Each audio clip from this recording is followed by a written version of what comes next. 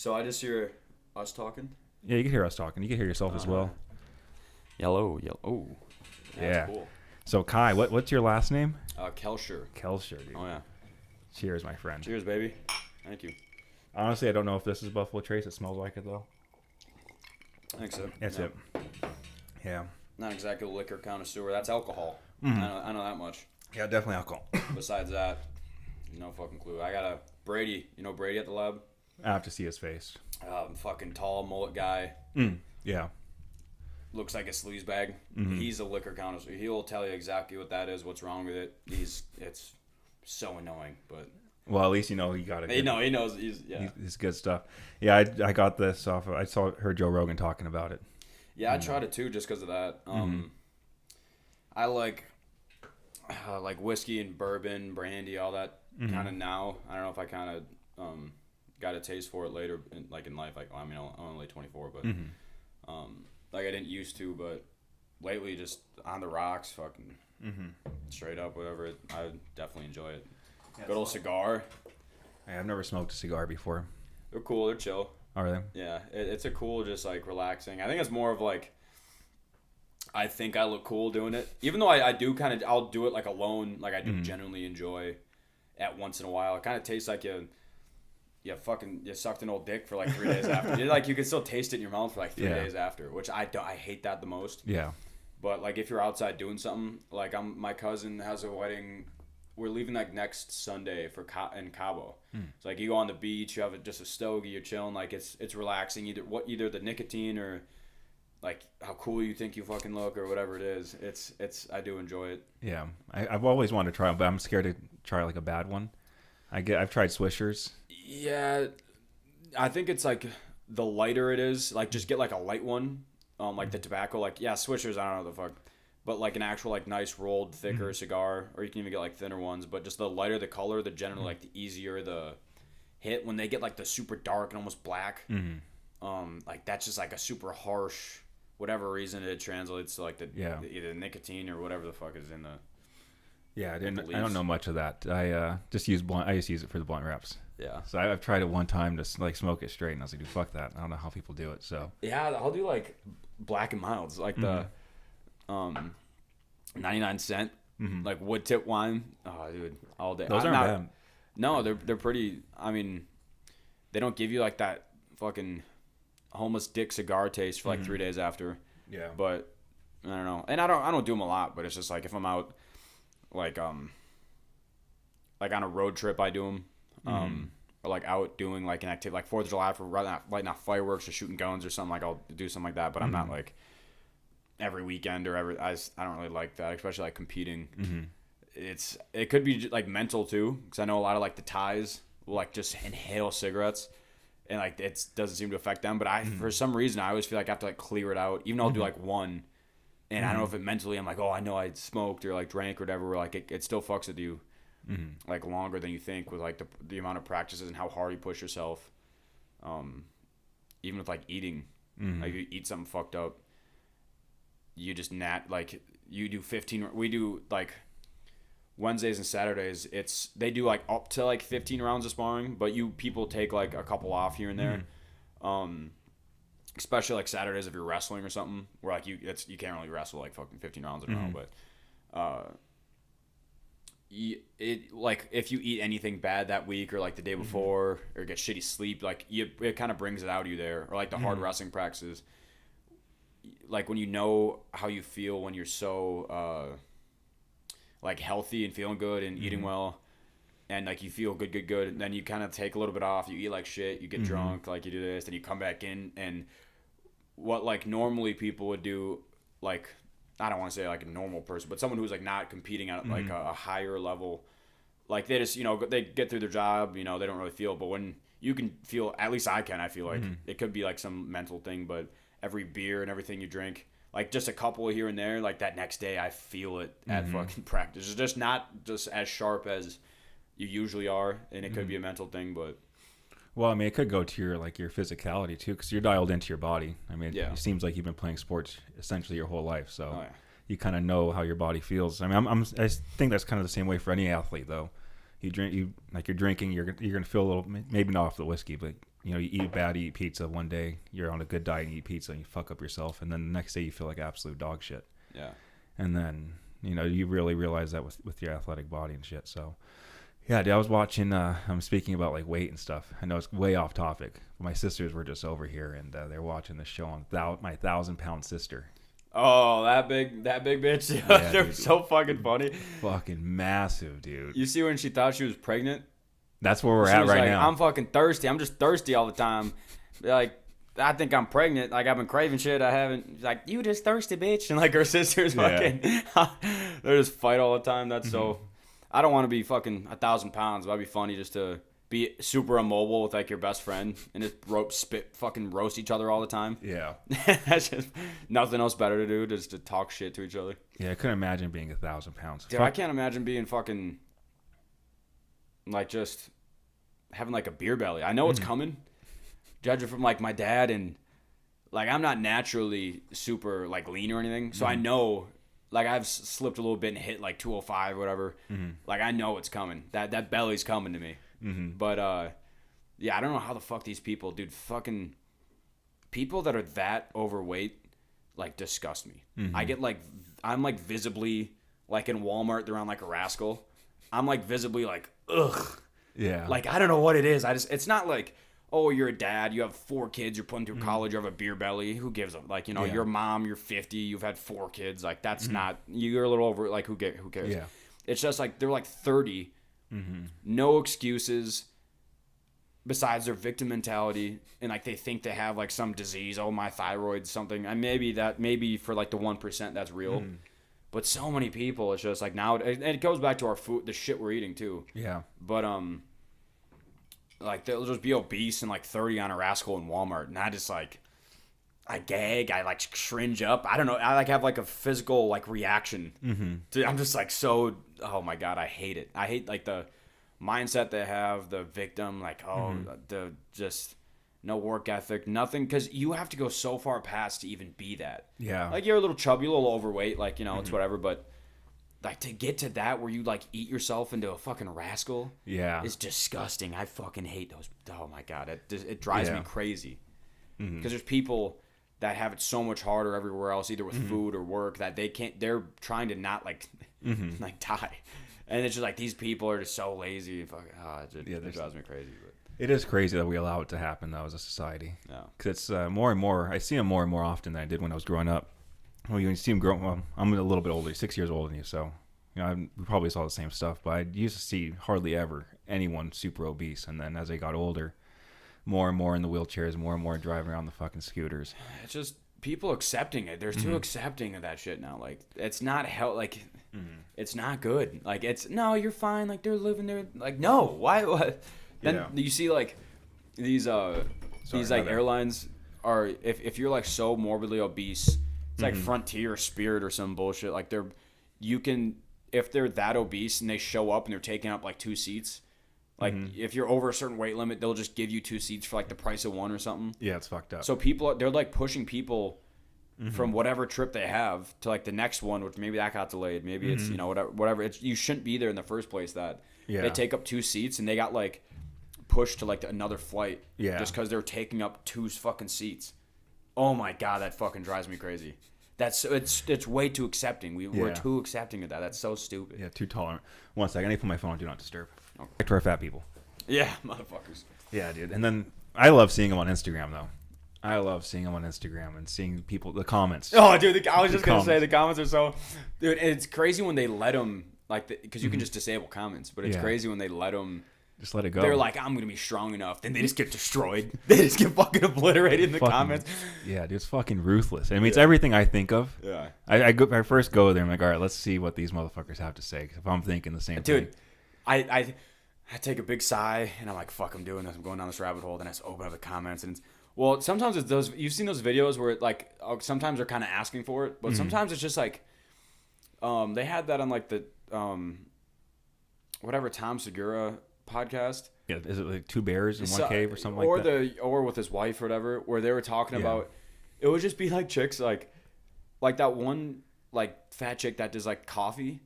Haven't seen her. But she's like a, big lady, that just makes coffee. Started like a coffee shop for like a truck, and she's just like oh, like this is how I do this, and she makes like she cares about it a lot. You can tell, nice, doesn't disable comments, whatever, and it's just like fucking sending hate from China, kill yourself, dude. It's fucking crazy. It's just like some people, and she's cool with it. She was on the podcast. She was like, fucking, like, she doesn't care. She was actually pretty cool about it. But sometimes it's just like the nicest. Like, there's just like that one girl that does like dad jokes. I think I've seen her, yeah. And she's just like, well, and she just does some stupid joke, and she like kind of awkward looks at the camera, and she's just like, and the comments are like, ha ha ha, spit in my face and like piss on my chest or something. Dude, it's fucking crazy. These people are wild, dude. Dude, they're wild. Yeah, no, I definitely enjoy like, it'll throw me off so much sometimes. I kind of forget there's videos like that. And like my algorithm's literally just like UFC cartel videos and like animals killing, like that's all it is. World War II stuff maybe slipped in there. But I kind of forget about it, and like I'll just kind of open the comments and just be like, "Oh shit!" Like, damn, this guy's got to chill. But it makes my day sometimes. It's very funny. Yeah, I spent a year and a half off Instagram, and the moment I got back on, hooked. Wow, when was this year and a half? It was about 2 years ago. I think I was off. Okay. Yeah, it was right after COVID. I was the documentary about social media came out. Yeah. The Social Dilemma. Yeah. And I said, "Fuck them," and I got off. I could never. I'm already kind of in Instagram, and like I have Snapchat, but I talk to like a few people. I don't really use Facebook, and for like, unless it's like a fight group chat or like there's like group chats in the past. But then like people had like Be Real or TikTok and Twitter. I can't add anything else. I'll stay to, like whatever, and I'm not really even that crazy active. I'm probably actually more active than I think, but I'm not like, I don't think I'm like insane about it, but I'm too active. Too active. I sent you a bunch of shit, so. Yeah, I mean, I could probably do less, but I'm not. Some people, I mean, they have so many apps where it's just you can still go deep in like the Instagram app, but like they have so much shit. They're always just updating. They try to have all these friends and have all these profiles. It's just like, I think that's like my main one. You still even kind of need it. Depends what you're doing. Like in the future, I think I'll need it for stuff I want to do. But even like fighting, like it's nice to like post pictures and kind of have like a presence, kind of like spread like I don't want to, everyone says your brand, but like just spread, like have kind of like a presence and post stuff and be kind of just stay and keep like be kind of popular, keep updated and everything. But nice, dude. So you came here from Wisconsin. We talked about this off this. You came here from Wisconsin like a year and a half ago. Yep. You went to college out there? No. Are you? I creeped on the Instagram a little bit. I was like, he graduated from college from somewhere. No. So that that picture on my Instagram, my buddy Jacob Walton, he's like a doctor. He's doing like pre-med there. We live together. Super smart guy. But so I snuck into graduation because he said he lost his like gown, and we rented an extra gown, a Wisconsin gown from whatever fucking thing. And so I went on like the UW like football field. I took pictures. So like those pictures were like the professional like there's like a third party photography service there where we had like these like fake diplomas just like for the picture, hold them up, doing everything. So yeah, no, I posted that, and then I want to see the quote that I had. I was kind of fucking with people, so everyone posts the same like, oh, it's been like a wild 4 years. And I get it, because like it probably was like hard for them, especially if they take, a lot of guys people just don't take college serious. They're getting fucked up and they're, like, oh, I got to do this. But some people generally do care. But yeah, it's like, let me tell you a little story about hard work and dedication. These 4 years have been a roller coaster of emotion and all this. It's just bullshit. And I said, hashtag mom, we made it. And then like, it's funny because in the comments, it was like there's like half of them were people like close to me that knew the whole time, never went to college, and I actually went to MITC for like a technical school for like fucking 2 weeks, but dropped out. Still met some people that good relationships with, but like half the people in the comments knew, or like even that knew me just were like, we know that he didn't. But then the other half were like, wow, I'm so proud of you. And I was like, oh, I kind of felt like a dick. I was like, but it was very funny. Like even walking around, I saw some people in high school that they knew. It was like a big deal if they went to UW from like my school. So like they all knew from high school who went to what college. And I remember I was on the football field and I was like looking around, and these guys, I saw people from my school, and these guys were like almost broke their neck, like, who the fuck, when did you go to there? But I was like, I don't know. It was very funny, but no, I did not go to college. That's a good fucking prank though. It is very funny. I have like graduation pictures. I actually got my parents a plaque through that photography service I got. It says like Kalscheur, like a picture of me with a diploma, which I didn't get one. It was a fake, but it was like class of 2022, Steven Kalscheur, UW-Madison, and I got my picture like this nice like plaque through this thing I got him for Christmas, and I was like, I like to like fuck with my parents a little bit. I got him that plaque for Christmas. And I was like, hey, I was actually taking classes online and graduating. And they knew right away. They was like, there's no way.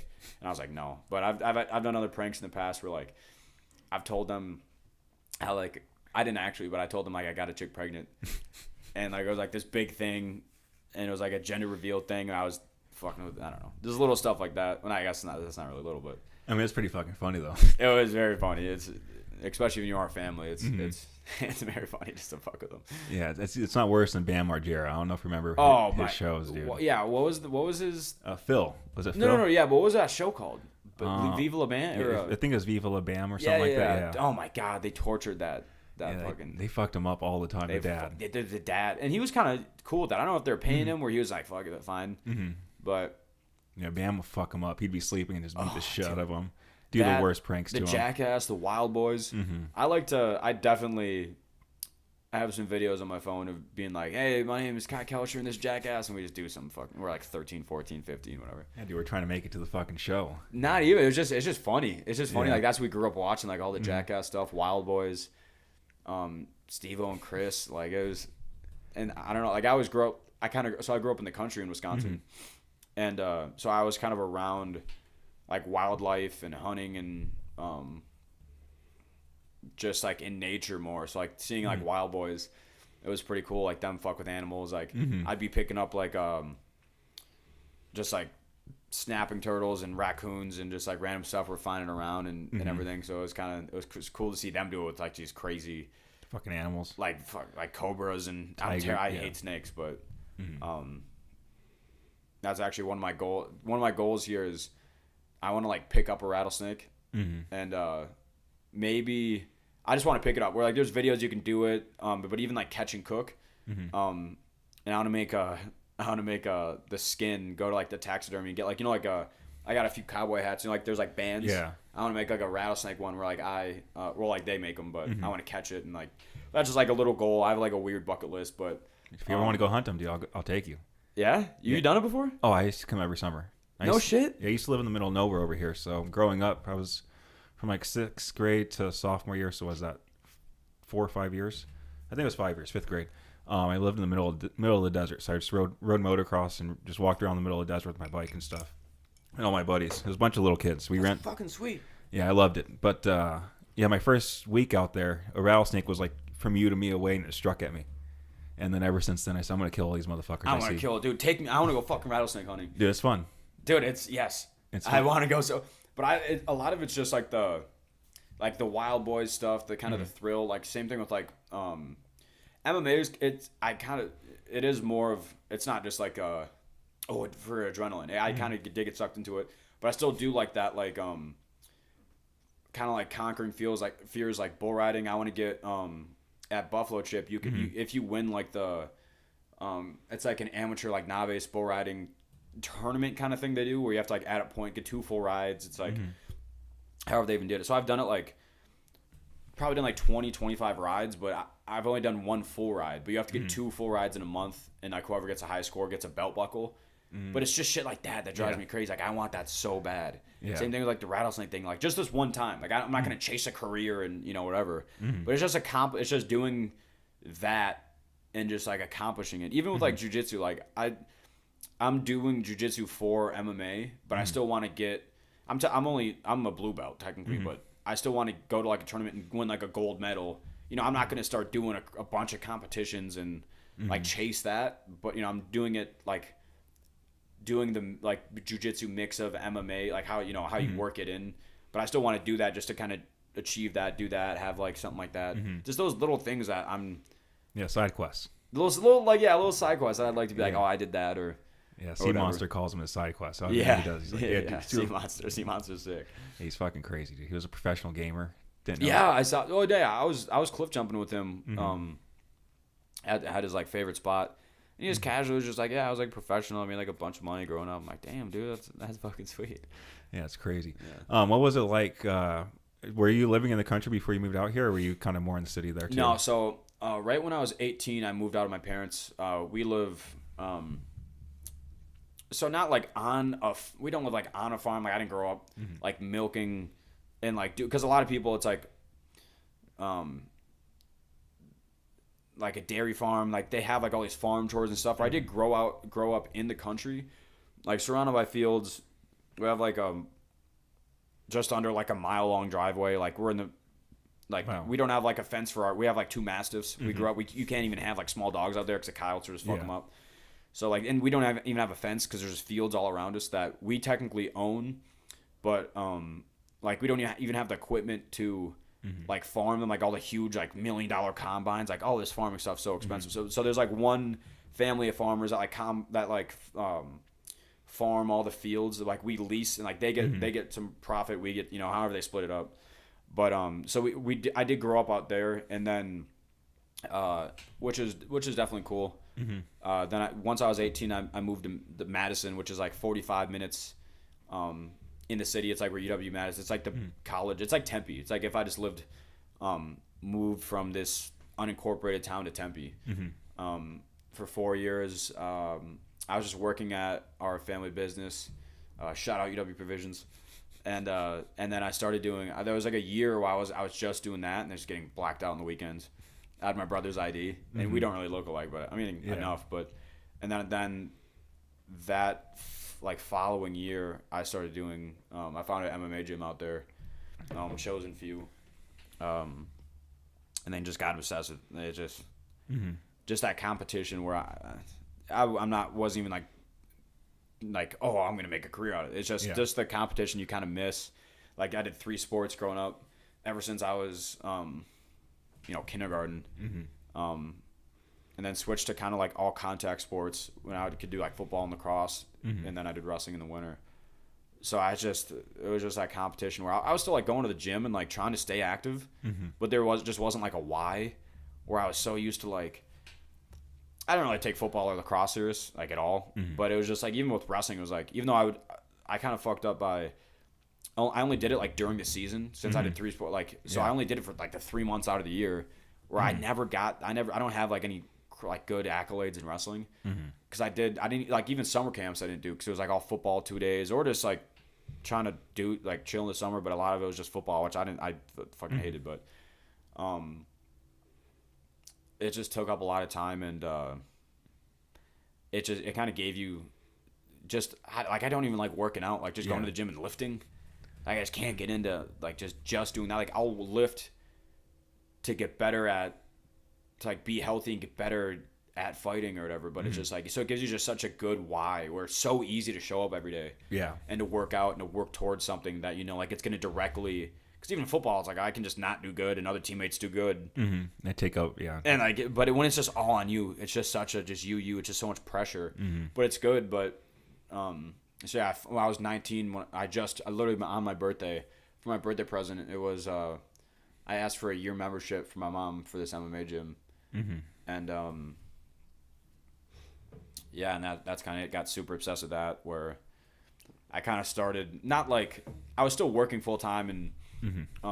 Everything back home, but I kind of was like that was my 100% like all my energy and everything like to work towards, and it kind of like skipped some time and energy away from it because I was just so upset like with that, and I knew it was gonna be such a short part of my life. Like even if you're top, even if you're crazy genetic and everything, like just like like guys at our gym like Benson and Jared, like they're like even Jared, like he's 40, which is crazy. Like how I don't know how these guys do it for that long. Like I think I feel like shit, but I'm 20, like 4, so it's just like Benson, like I don't know how he did that long. It's just it's crazy how long these guys. But even that, it's just like it's such a finite amount of time in a life that like 15 years that you can just do that, which and that's long. So I still want to do it for a few years, and I knew wasn't gonna last forever, but definitely wanted to give it my attention before I start like working full time again at our family business. But nice. So it kind of dragged me away from it for a little bit. But yeah. So is that what brought you out here? Is the MMA or just MMA lab? I had a couple buddies that either heard about it or a couple that have lived out here, and like so I was like okay, so I wanted to move. It was either I thought of Colorado, Texas, or Arizona to move from Wisconsin, and then Colorado. I don't like Denver. I don't really like the people. I guess it's kind of I don't know. And like I still grew up in the cold, so like and I like it, but I kind of wanted mountains. And then Texas didn't have any mountains, and then Arizona had mountains, and it's like a just completely different climate. Phoenix was cool. So I just bought an apartment online and then just drove out in a U-Haul. Just said fuck it. Yeah, and I didn't know anyone down here. Didn't have anything lined up. Didn't even. I was on the amateur team for the gym for like 5 months because I thought you just walked in, and like because I was like I was 5-2 as an amateur, so I thought like I was like, oh, I'll just show up and be like be good enough to like try to get on. Because I didn't hit up anyone before, like knew anyone that could get me into. I got on the pro team right away. So it took me like 5 months, and I was still I still had to fly back home for work, and then had a couple like family visits, so I was gone for another week, or like I wasn't at the gym. Where because about like to be on the team, it's a lot about just consistency and showing up. So like I don't think he thought at first I was taking it seriously. So but eventually got on, and then just nonstop, just training and desert living, I guess, just hiking, like with Keith and everything, doing that, and just I don't know, I really like the scenery in just Arizona, even just like northern Arizona. It's crazy how it goes from just desert to just mountains, like Colorado, like Payson is kind of deserty still, but like I was in Alpine, that's where like I put it on my story, like it's crazy, just like Colorado, crazy green and just pine trees, and it gets like kind of cold at night. I didn't bring it. I was camping out there for a couple of days. Didn't bring enough shit. Didn't have phone service for 2 days, which is the best when you go out there. But that was right after my fight. I like to kind of take a break and head out there. But it's so crazy. You just drive 2 hours north. Yeah. And it's just completely different. Yeah. Arizona's so cool for that. There's so many beautiful places here in Arizona. Everyone just looks at Phoenix and just thinks Phoenix is everything, but Phoenix is such a small part. Or even just Tucson. It's like, oh, shitty desert, whatever. But even in Tucson, it's like, Mount Lemon? Yeah, Mount Lemon's massive. Oh, my, Mount Lemon's fucking sweet. They have a cave there, too. They have a fucking ski resort up there. Yeah. It's insane. I've never, it's so gorgeous. Yeah. It's so, I love how it can just switch like that. It's so cool to me. Yeah, it's a beautiful place to live. It's just hot as fuck in the summer. Yeah, I definitely had to get used to that. It did kind of blow that. This is my second summer here. So that did blow. Like the only thing that really fucks with me is every time I get in my car, I get like 3rd-degree burns. But besides that, I mean, even with my schedule when I was working, I was bouncing. I quit because it was I just couldn't. For this last fight, that fight camp, like 4 weeks out, I had to quit because it's like you wake up and like Saturdays is sparring's at 12, so you wake up at 11. When I go to bed at 4 or 4:30 in the morning. Yeah. So it's like it's not even like the amount of sleep. Like let's say I could still sleep 8 hours. It's just you waking up and immediately like having to perform your best.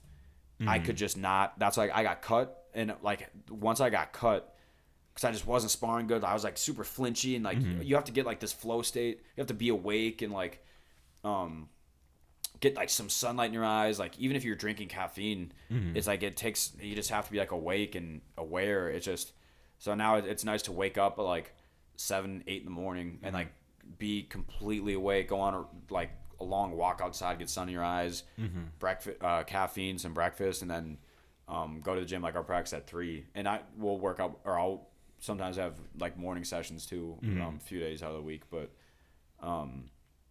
it's just nice to like you're awake and then you go there. Now you feel like you can flow. You're completely awake. You're aware of doing shit where I could not have done that before. Well, you're had bouncing. that job. Yeah, I like doing it. It was kind of cool. It was like like I've worked in like our thing. I've been like a truck driver, warehouse, all this stuff where like it's kind of like labor. And I worked in like a meat freezer, where it's not like fun. You know, they're a bunch of like 40-year-old dudes. It's it's not like so like bouncing is pretty cool. Was it a club?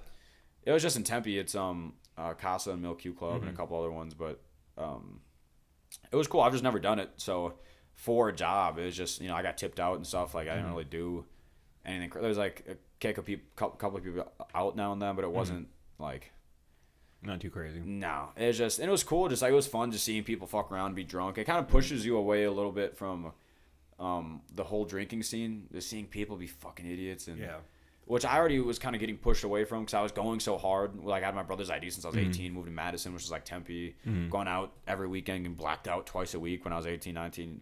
So you like I kind of just went through it, and like it was so. By the time I turned 21, and like even like just a few months after that, it was so just like I'm like the fuck this. Yeah. But like you see people that are like way old because I was still only like 21, 20. I'd moved away at 22.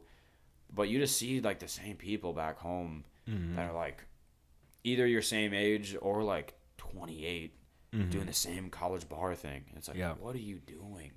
It's it gave me like crazy anxiety to like be out and like get drunk and be like feel like shit the next day and be like I'm not doing anything. I have to do something. Fucking chop a tree down. Fucking anything. I don't fucking. You have to do something to like. Which I'm glad. I'm not like. I got out of my system, had fun, did my thing, but then. Just not like chasing that lifestyle. It's like I'll still drink now, like a dive bar. Something chill. With some buddies, play some pool. Just or like now, like I'm sure I'll get blacked out in Cabo or whatever. But it's just like a few times a year, a wedding. Like it's for a wedding, so it's just like my very close male cousin is like it's not even like I know a guy that he invited me. It's just like. It's like a big deal for us. So like I'm sure I'll get pretty hammered. But it's just like doing that. There's no way I could possibly do it. Especially as you get older. Dude, I don't know how my dad. I don't know how my fucking dad does it. I don't think he does it as much anymore. He's like 60, 61 now. But dude, he'll be like even like 55 or whatever. He just drinking. That's like all there is. Like Wisconsin, Midwest. Wisconsin's known for just. Bars getting blacked out tiny, which is cool. Like it's cool when like for my life when I was there and like drinking all the time and doing all that stuff. But and I still like to be back there and have a couple beers or something. But dude, they go hard. Like I didn't know how many people were sober until I moved to Arizona. Really, dude. Like half the people I meet here are sober, which is also like the lifestyle I'm living, like training all the time, and then like I'm not actually at bars. Like even if I was just bouncing, like but. Like I didn't really meet like anyone unless they had like a crazy drug problem that now they're like sober, but I don't remember like how many people that were like willingly sober. Down here it's like half the people, or at least like they just smoke, not like sober with alcohol, but like they still smoke or something, which it's fine. Like I don't care, but it's just like it's definitely a different culture for sure. Just the Midwest and the Wisconsin. I don't know. It's crazy. Well, I think the summer probably has something to do with that because no one wants to go out when it's fucking hot as shit outside. Yeah, and Wisconsin summers are super cool. It's really dude. Well, it's a little more humid, but it's just 85, sunny.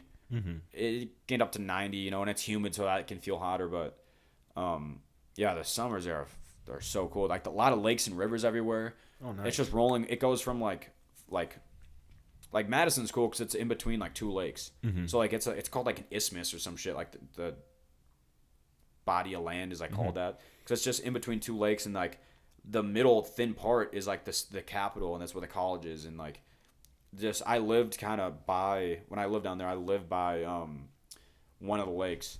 And so like it was on the west, so like the sunset, and it was just gorgeous all the time. Like people rent boats. There was a bay where it was like 2 feet where like everyone parks their boats and just parties in this bay. Like it's super cool.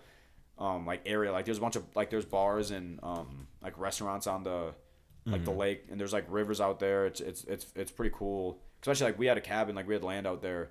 We're fortunate enough where we could still like completely get away and we had like a fishing boat where like we would drive up and down the Wisconsin River. Oh, nice. And that's like the reel I just made on Instagram. Yeah. I just learned how to like edit videos, and I was like, oh, this is so cool. But, like that's like the Wisconsin River. It's like beaches. It's like all sandbars. It's beautiful. That's cool, dude.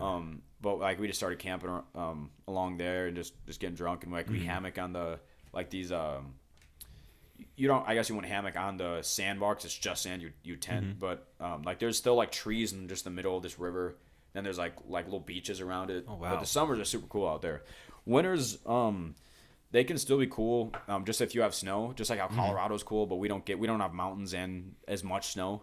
So like sometimes it'll just be shitty and no snow. Or at least if we have like a few feet of snow, we have like a couple like ski resorts around there. Or I mean, people ice fish too. They have parties on the lakes out there. Oh, when it's frozen over. Yeah, That's and sick. they do like ice hockey tournaments and stuff. But what was I saying? Oh, and like snowmobile. Like we have, so like we live in the country, so all it is like all these towns have like these little small bars around. They all have like pretty good food. Like they're known for like one thing, like pizza, wings, like Wednesday, all this stuff.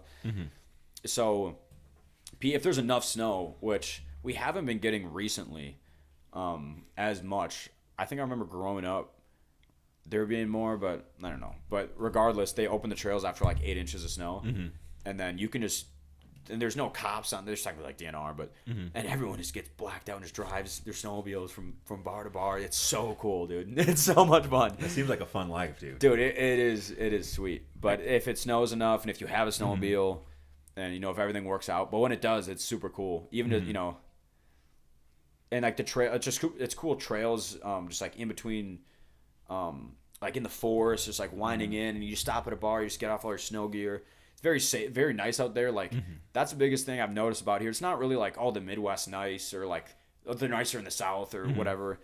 At least from what I've seen and been around, it's just the small town versus the city. It's not like, oh, the South sucks and the North, whatever the fuck. But it's just, Wisconsin is literally just small towns. Like people in the city of Madison kind of fucking suck. Just like people in Phoenix, like kind of fucking suck. But it's like when you get out in like just small towns in the country, it's like they're very nice. Like we, like the road that our driveways off of, like we wave to everyone. At least if they're in like a truck, we wave because they're usually like a farm that lives around there. Very just nice to your neighbor. All that like small towns, you see the same people at the same restaurants and bars. Just hey, like they're buying each other drinks and their meals like before they leave. Like my grandpa would do that all the time. He would like before he left would just like throw 100 down and just like be like, hey, I want to buy there, and people just did that. But like it's just, I just get sick of the city living and everyone's flipping each other off and fuck you motherfucking and just compared to us how it's very simple and just away from everything. And but yeah, I was saying that with snowmobiling, where like you have like these $200, even more expensive than that, helmets and snowmobiles. You leave you can leave the keys in. Like we're just at some bar where there's just other snowmobilers, and you can leave like all your helmet and all your stuff. Like you really don't, like I didn't really grow up like around, at least until I moved out and I went to Madison and got fucked over right away by all these homeless people were telling me they're veterans. I'm like, I have all my money. You fucking, you need gas? Oh, your car's right around the corner. Have my fucking money. I'll help you out, because I'm a fucking idiot when I was. But you get exposed to that enough, and but you grow up in these small towns, and it's help him. You can just leave your stuff everywhere. Like my family never locked any of the doors, and which they do now because people are coming from like the city and like breaking into these fucking houses in the country. People like comfortable living, and like they'll leave the garage door open, which you can't do in the city because you just get in your house. But no one ever thought of that. Yeah, living out there. But, you guys have guns, right? Oh yeah. Yeah. So I mean, it's kind of stupid to rob a country person, like going to the country, because you have to assume all country homes have guns. Yeah. Especially out there. I mean, you're dealing with animals trying to fucking kill your animals. So yeah. And then someone comes in, it's kind of fucking idiotic. Yeah. No, they definitely. Out there would definitely be. It's not as known like the South or something, or like Texas. It's not known like that for guns, but it's definitely more of gun friendly. And it's realistic. It's just like the thought nowadays of people that are like so, like society, how protected we are, like living in the city. Like, I'm not gonna own a gun. No one's just gonna hurt me. There's not bad people living in this world. Yeah. All this stuff where it's like, that's so delusional to not think that there's a threat. Even if you're And we're like younger athletic men. We're like, even if you wanna, but if the other guy has a knife or if a gun, it can just be completely if we're like an athletic, how to slightly fight or whatever, it can just be obliterated. It doesn't matter. But even if you're like a tiny girl, how they don't own guns, and have it on them it blows my mind. Like my sister she's like against guns. She like watches, all she does is watch murder documentaries. And she doesn't even listen to music. She just listens to like murder podcasts. Oh wow! Like she's fucking them, and all these girls are. Yeah. And they'll listen to that, and they're thinking someone's gonna kill them all the time. She's like, oh, well, this happened this time. I'm like, I'm sure you'll say it. You're in a small, nice town, nice neighborhood. Well, that's when they strike. Like, okay, they get in their mind. Yeah. But then they're like, not only because like this all the self-defense, like, oh, the classes, like that's a false delusion. Like they're like, oh, you take 2 classes and you think you can overpower some 220-pound like grown man. It's just, but then they'll be like I feel scared all the time. I'm scared for my life. I'm like, get a gun. No, but I mean, I don't know how to use it. And yeah, you train with it. You have to practice. You don't just get it, and you have to be proficient. Like I grew up, I'm decent. I can still take classes, and like definitely want to do more classes and be better with everything. But definitely, I'm still better than for sure like the average guy or someone my age or whatever. But it's like, get a gun and protect. Either have it in your car, or have it. You don't have to have it on you all the time, but just the more the better. Yeah. Then they're like, oh, I don't want to do that. I don't know if I could even kill someone. I don't know if defending yourself. I'm like, well, do you want to die? Do you want to get fucking the shit kicked out? It's just like you got to trade something. Like we're being in America, like that's a right that no one else in the world really has. That you like. Your citizens get to own guns. It's that's why it's such a slippery slope to like make all these regulations with. Oh, you can have this. Oh, someone can say I can have this. But it's like, especially if you have a family or like kids, not only like just if you're by yourself, but I just can't imagine not having a gun. Not even like on me all the time, but just in my house at all, or in like my car, just around me, and being that like vulnerable. As it's not like I'm not John Jones. I'm not like some 250-pound fuck. You know what I mean? But just. It just doesn't make, because then they're so scared and they think it's kind of like victim, like, oh, all this stuff, all these bad men around me, and they're like, but you don't want to get a gun because it's just such a weird like. I don't think they want pepper spray and like basic stuff. Pepper spray's not gonna do shit, dude. It's so, I hate, like, it drives me crazy. It's so it's such a good opportunity to just the rights that we have. It's like no one else. Like you're lucky that it's a possibility for you to do that, or else it's just the biggest guy. Yeah, the biggest guy just runs shit. That's just how it works. So like the mafia with gun, like the cartels in Mexico, like they just run shit now. People in Europe, like everyone that just takes the guns away, it's just the biggest guy or the guys that do have guns now. Yeah, it's just the stupid. I hate that the whole argument. It's such a slippery slope, and like like we're definitely not perfect. People can like suicide or shootings and all this stuff, but it's that, or we can just get turned into a fucking communist country. Like it can go that sounds so like, oh, the government would never do this. Like it sounds like such a, especially now that everyone's like conspiracy theories and everything, but everyone's eyes got opened during COVID. It's like, oh wow, the government aren't like good guys. Oh, they're not trying to help us out all the time. Yeah, like no, they're motherfuckers, dude. Fuck them, dude. But a lot of people opened their eyes, were like, oh, they started like not having like a crazy like, oh, I need to get a bunker somewhere, but even just open their eyes, like, okay, I need to probably have like a generator and like some food, maybe have chickens. Like they started homesteading more. Like a lot of people are like opened their eyes, and that's great. Like the individualism of like being self-reliant and being like, oh, like you and your family and like eating better and like more organic and not like the processed shit, not like relying on the government or police, and like it's all the same thing. We're like, they're so against like, oh, you're crazy.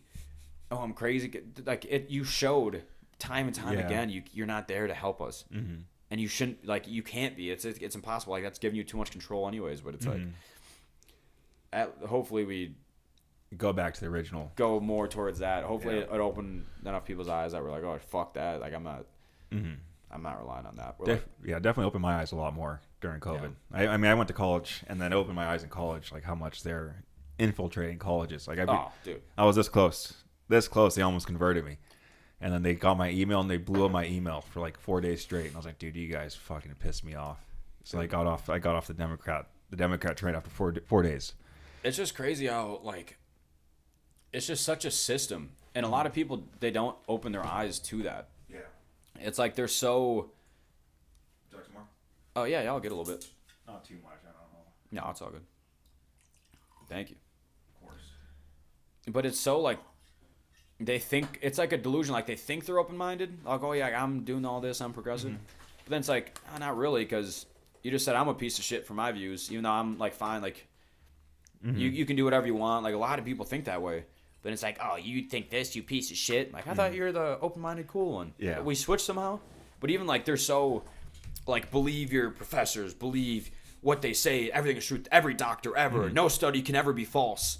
Like that's now they're coming with all this stuff that it's just like, okay, the sugar companies and who the fuck's the other one? Like the Vanderbilts and the Rothschilds. Oh, they paid for these studies to be done. Like people are like, oh wow, so a lot of the stuff that we grew up, even like us, even like our parents, like they thought smoking was good for your fucking lungs and throat for a little bit. Same thing. I mean, even like vapes, like it's crazy. Like the long term effects. It's like, oh, it's just water vapor. Okay, well, it's also random Chinese or chemicals made in a Chinese fucking lab. It's just like you don't know. There's no there. You cannot tell me it's better than smoking unless you have.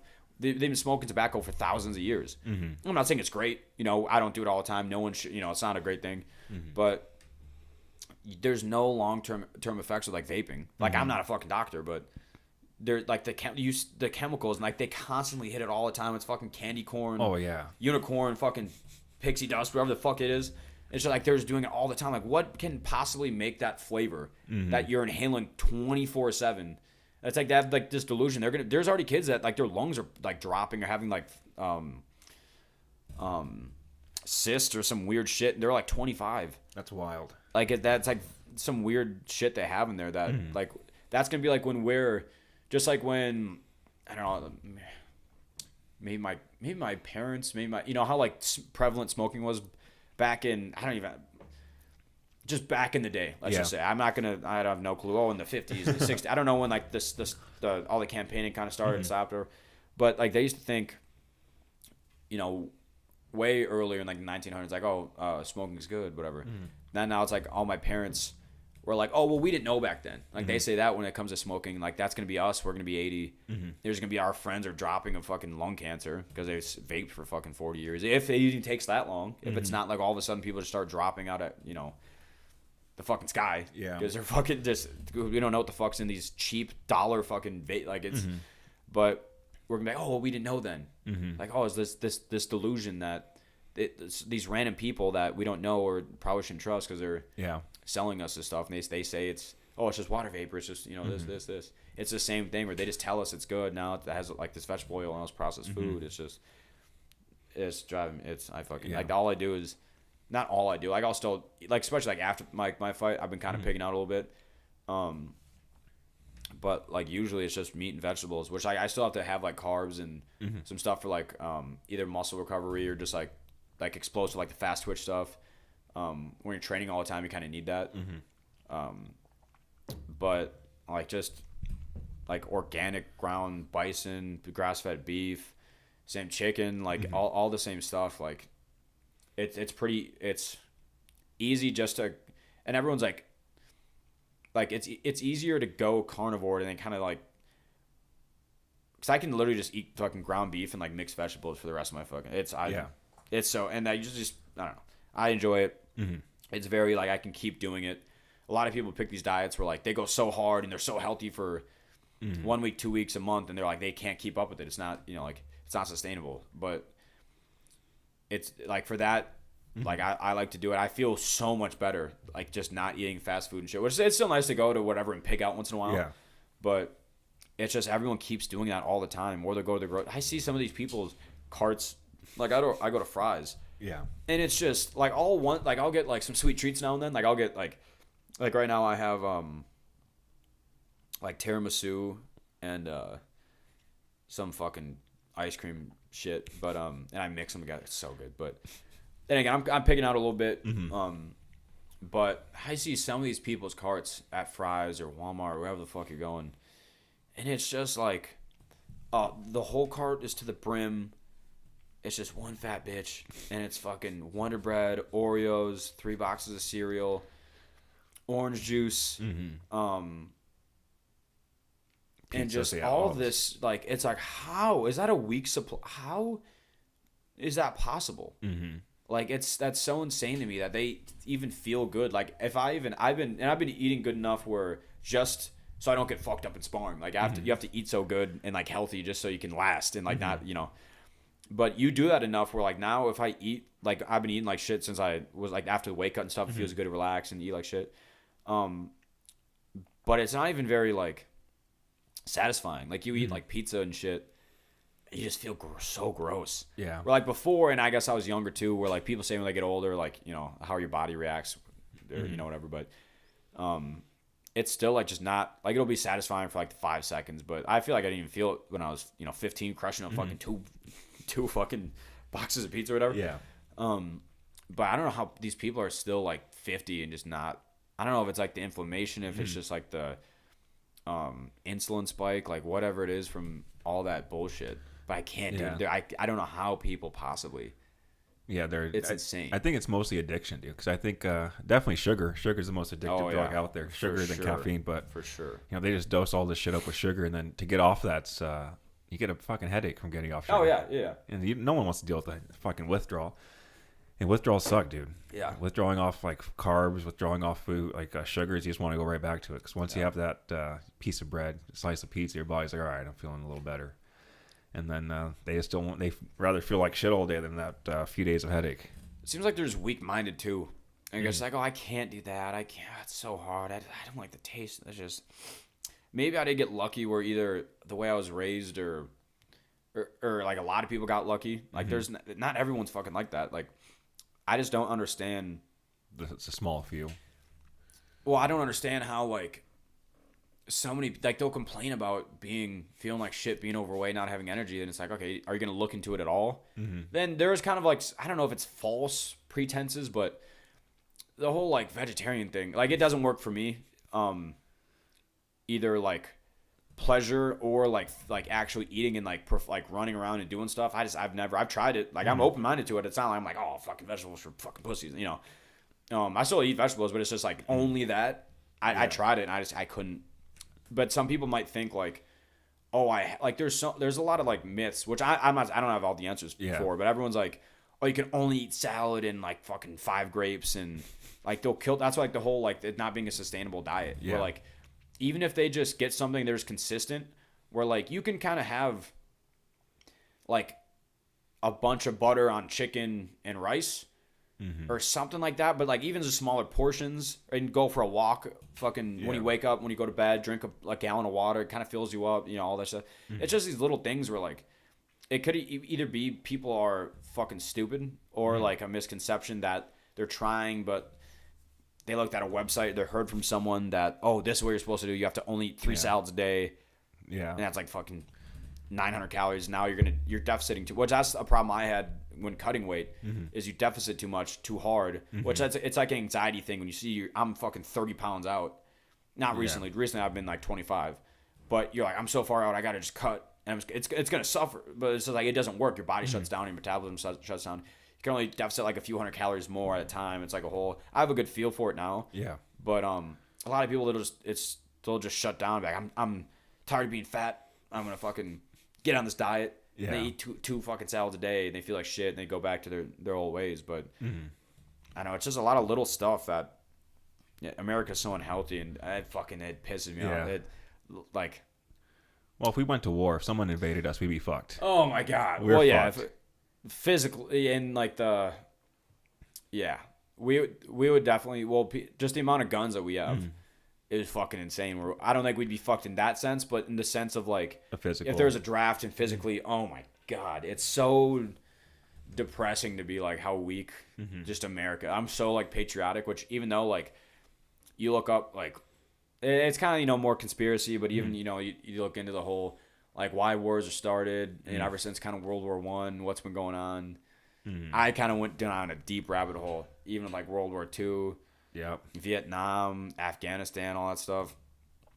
Where it's like, fuck, are we the good guys? Yeah, dude, we're not. Dude, I don't think. I don't know if we're. I like to think so, and even if we get down to like the individual, because I kind of think about like the individual soldiers. Like I think, they still have, even though that they know, or like, who really knows the truth, but even if they are like, oh well, this war started, that's bullshit, whatever. Even though like let's say they completely are open to that and know that, they still are there, and they're like, okay, well, we saw Taliban burn 13 kids and rape 40 women.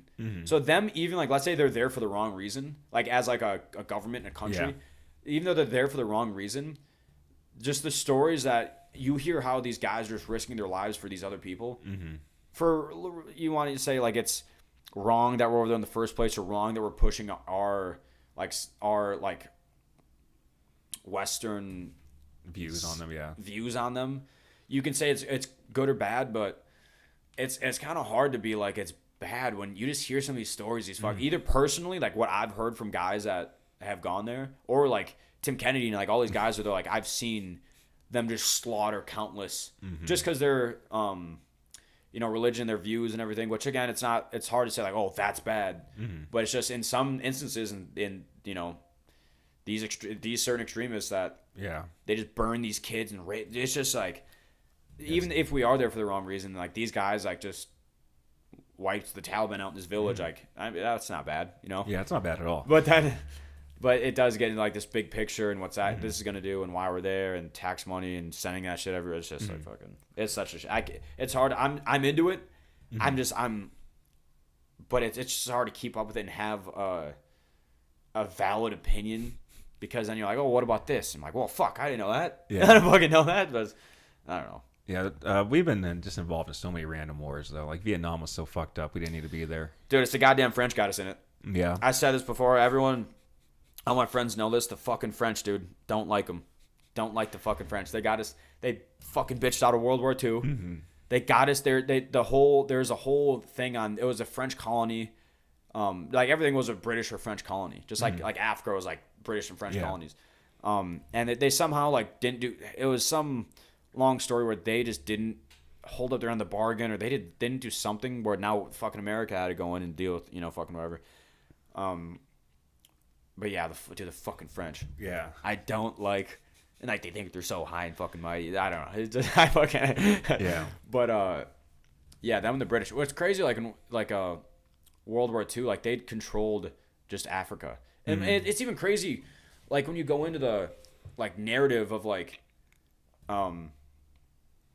just the narrative painted around Hitler.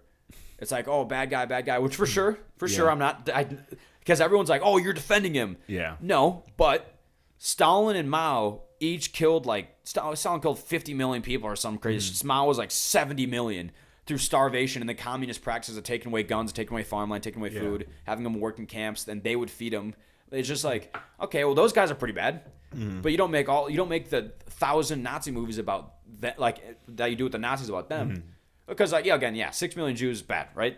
And people are even saying I'm not agreeing. Not even if it even happened, but how inflated that number could be, because there's been like experts that so like these camps were built at this time.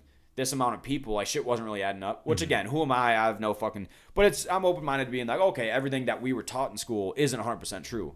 There's so much history that have been rewritten by the winners, and who's the winners is the Allies, not the action, like the whole.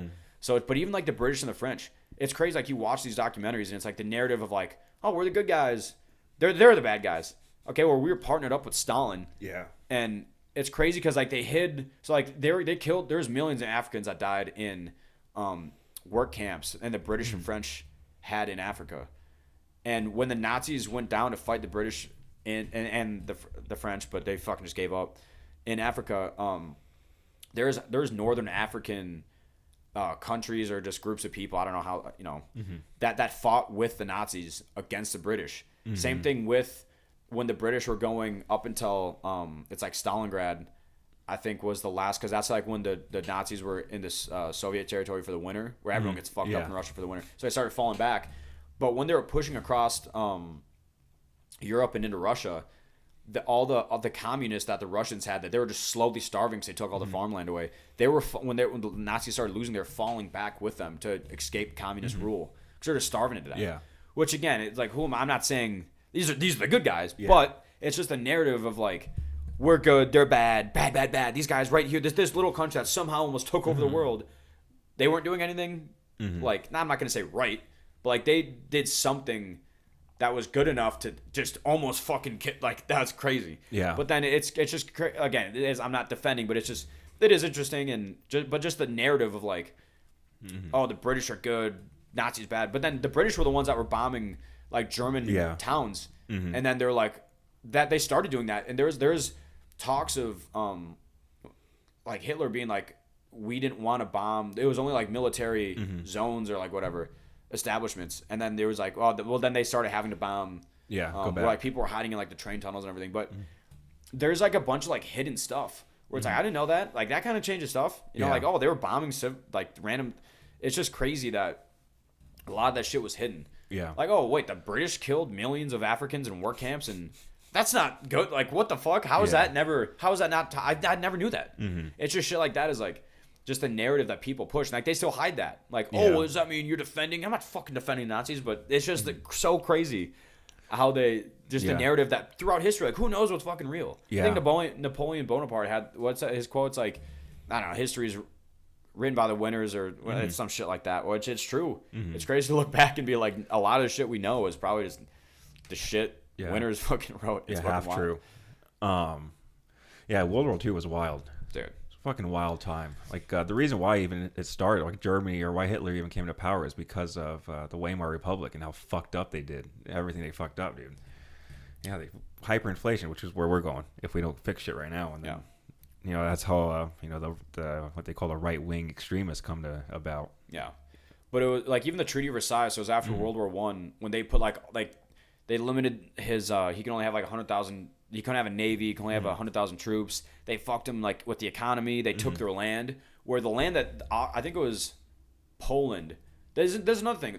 I think it was Poland, right? Where Poland took some of Germany's land back. Where like they took little chunks. Like France had some.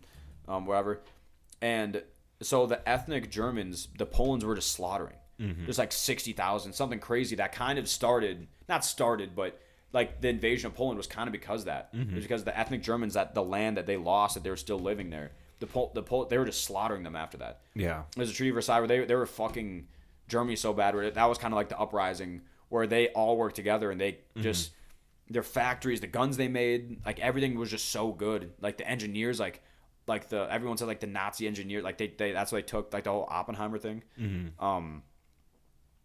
It's just for some reason,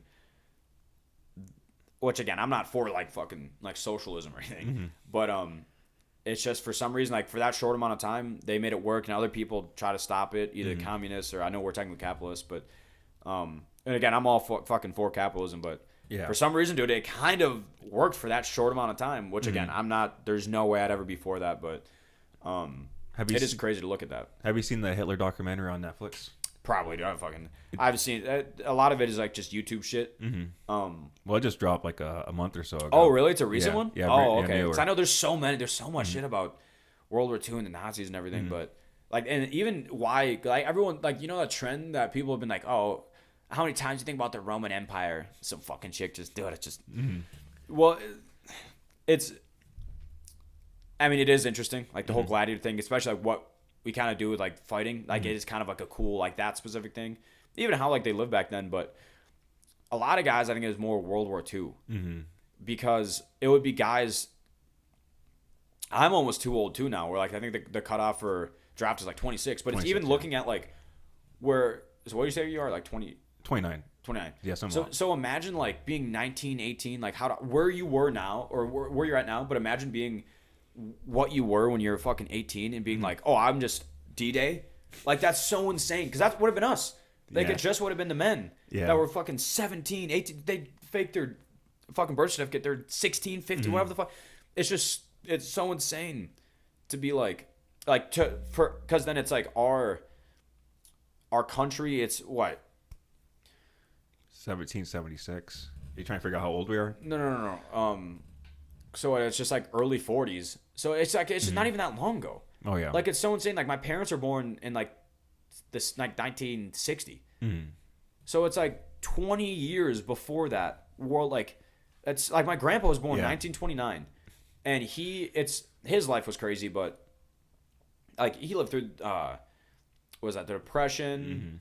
I don't know, was that Spanish flu? Some weird flu, influenza, or some shit. Yeah, Spanish flu. And then maybe I think World that was War like, II. Maybe I think the Spanish flu was like 1918. I think it was that was World War. So it was whatever, a bunch of crazy shit. Where like he was talking about, and you know, the moon landing, JFK thing, Vietnam, all this stuff they've seen, but it's just crazy to think like we would have like that would have been us. And like, even Vietnam's crazy too, where it's the same draft. Yeah. I was actually when I was watching the documentary, it kind of blew my mind. They drafted by birthday. It was like if you're like for us, it would have been like if your birthday is between 1995 and 2002, and then they just pick like January. My birthday is January 15th, where they were like, January 1st, 2nd, 8th, 12th, and then February 18th, 14th, like whatever. Like they picked random fucking days, but mine, it was January 15th. Was one of the Vietnam days where I'm like, fuck, what? you would have been picked. I would have been if I, Yeah. however many years ago. But it's so crazy. Like that would have been us. Like it's so insane. Like that's why it's such a crazy connection. Where like in Roman day or like whatever, like the Viking is like, you really can't connect. Like I guess whatever. But been like if you were just 60 years, like it's just I would have been. Like that's so fucking insane to me. Yeah, if you were just born a little earlier, God just said, "Hey, I'm gonna have you born 20 years early." Then bam, you're right out in Vietnam or wherever the fuck you're fighting at, dude. Dude, it's so insane to think about. Like at 18, like I was such a, and I think I'm still not grown, or like I'm not. There'll be guys will be 40. And they're like, I was so stupid when I was 35. When I was 30, like they'll be So it's, I still obviously none of us really have everything down figured out. But definitely just moving away. Every year you live and just you figure shit out. You're just so much wiser to a certain extent. But just looking back when I was fucking 17, 18, and probably everyone, it's so insane to be like, you just been thrown over there with zero fucking training. Which again, I grew up more with guns and physically active and stuff. But imagine just being never like gutted a deer or like just done anything, just thrown out there is so insane. We're like we just think like so we just been thrown just America's young men. Just it's so insane to think about. We're like that's why. I think a lot of young guys pick that up more than like that topic. Oh, the Roman. What do you think about like I don't know, but it is so crazy. The world wars are fucking insane. Yeah, at least the most recent ones, like the trench warfare. That was World War I, right? Trench warfare. Couldn't imagine that time. That was mustard gas and nerve gas. Dude, fuck that. That's so insane. They're wild motherfuckers, dude. And that wasn't that long. Less than 100 years ago, around 100 years ago, and. We're heading towards that way, but I think this one is not going to be as. If we do go that route, it's not going to be as fun. No, it's just fucking drones and shit. It's all electrical stuff. Yeah, it's just going to be us. Someone, I think fucking who the fuck said it? I just saw like a little snippet on like my Instagram. I think it was fucking Andrew Tate. He said, dude, if you're a soldier nowadays, all you're gonna do is you're just gonna hear a buzzing of a drone and you're fucking gone. It's not like you're not the best soldier fighting, all that shit. You're gonna get picked off by some fucking drone. Yeah. Fucking 60,000 feet in the sky, dude. You're gonna get so it's just not even worth having fucking like troops. Like you still have to have something, but like just the amount of like, we need troops and tanks. It's like not really. You get fucked up. I don't know. Like China's doing fucking decent, just doing these little cyber bullshit that I fucking don't like. China, the fucking Russians, North Korea, dude, fuck them. I fucking. But it sucks too because I'm sure like the Russian people are cool. I'm sure like, all those people are. You see like you see like an MMA like these hard motherfuckers and they still seem cool. Like the citizens, just like the American government's dog shit, but like like American people are cool. Like I bet the Russians are fucking the boys. Like I bet they're fucking sick, but they're fucking. Well, they have to be hard motherfuckers. Their whole life. Russia's whole life has always been war. Everyone's been trying to take their land and shit. So not only war, but the worst kind of war, either in the winter or the way like their tactics were always just throw people. Stalin and fucking Putin and Lenin and all that shit. They were just and they were such a big territory with so many people. They were always just and they had such a good like manufacturing thing where they always had like with steel and like they always had so many tanks and firearms and all that stuff. Where they just threw just waves. Like they're not known as like Napoleon, like the master strategic. Like they're just we just have hordes of people, 20 million guys, throw them at the fucking dude. It's so insane. So that's just the worst type of. Well, we're like even with Stalin. So like Hitler's the bad guy, which of course he is. But Stalin was. They set up guys for not only throwing their troops at the thing, not only starving his own civilians, but the troops that were fighting. If they retreated, they were shot. So just that by itself, it's like, what the fuck? Up. That's so insane. We're like, not only are you throwing them in this situation, but if they even retreat, like it's just you're just killing. Just if you look up like the numbers on the battles that these guys had, like the Russians would win, but they would lose like 6 million people. Like the Battle of Kursk, it was like 6 million people, 6,000 tanks or something. That's wild. It's just they just throw shit. They just throw people at the fucking wall and have them stick. Like, yeah. Oh, that worked. Oh, fucking hell. Well, let's go that way. It's so insane that they just always, dude. It's so just the amount of people in the struggle in Eastern Europe and Russia, like they just die and fucking. Oh, dude, the wars are crazy. Wars are insane. I'm gonna go take a piss real quick. Yeah. Oh, fuck yeah. You gotta go bathroom too or no? No, I'm good. I'm good. Shit. I think I probably have to like 8. I gotta be up at 3. So. What fuck are you doing at 3? Up at 3 every day. You're up at 3 every day? Every day. Goddamn Jocko over here. Well, it's just I train people in the morning, so I'll train them at like 6 o'clock. Well, 5:30, so I have to go to the gym before that, or it fucks up my whole day. And then so what time you go to bed? Depends. I'll probably be in bed at like 10 or 11. So what do you do at the time you have to train people? At 5:30. So I work out so I get to the gym at 4, done by 4:15, and then I drive out, or 5:15, and then I drive out to them. Train them in what? Like your physical trainer or jiu-jitsu? Yeah, physical training. I'm not fucking good enough training jiu-jitsu. Don't fucking Dude, I don't fucking know what you're doing. I'm a 1-stripe white belt, dude. 1-stripe white belt. People do shit. I don't fucking know. Yeah, I just do personal training. Just get them fit, make them look good. That's cool. Damn, dude, 3 fucking blows. It is kind of nice. I used to wake up. Earliest schedule I had was when I worked in maintenance at our company. Because I've had, me and my brother, we've all worked every job in the back, all the warehouse, all the shit. Because to understand everything, like you have to work all these small, like the shipping, receiving, all this storage, warehouse, all this stuff. But during this one, I had to wake up at I think 4 to get there at 5. Which fucking sucked. I still like getting up early, and like I like getting up right before the sun gets up. It makes you feel so like you can get so much done in the day. Like that's why the whole bouncing thing fucking sucked. But it is so nice to like wake up at 6, work like you get do you cold plunge at all? No. Fuck, I wanna start like when I move back home. I don't have like the setup here, but like we have room by the time I get back home, especially in the winter. It'd be cool just have like a aluminum thing, just break some fucking ice and just jump in it. Just not for 3 minutes or 5 or whatever. Just like wake up, hit that. It'll wake you the fuck up. Yeah. And then get some coffee in you and like a little bit or whatever. But and then just do a bunch of just be super productive during the day. That's like my favorite thing is just if I achieve a lot of shit and like do very good in the day. Oh, it's the fucking bad. I don't know what it is, but I'm glad I like to do that. Like a lot of people are just they're lazy. Yeah. But I'm glad I do like to do that. But it is so nice to like because I'm back on. I'm still not waking up early, but I don't need to. But like if you kind of have to, cause yeah, they're like for like I don't know, like you wake up at 3. And I guess you do have to like work out.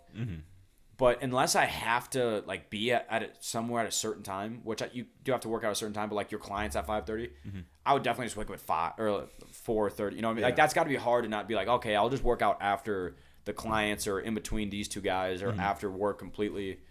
You know what I mean? We're like it's so, and I'm all for like, waking up, grinding, all that shit. But it's so easy unless I have to be at my job at this time.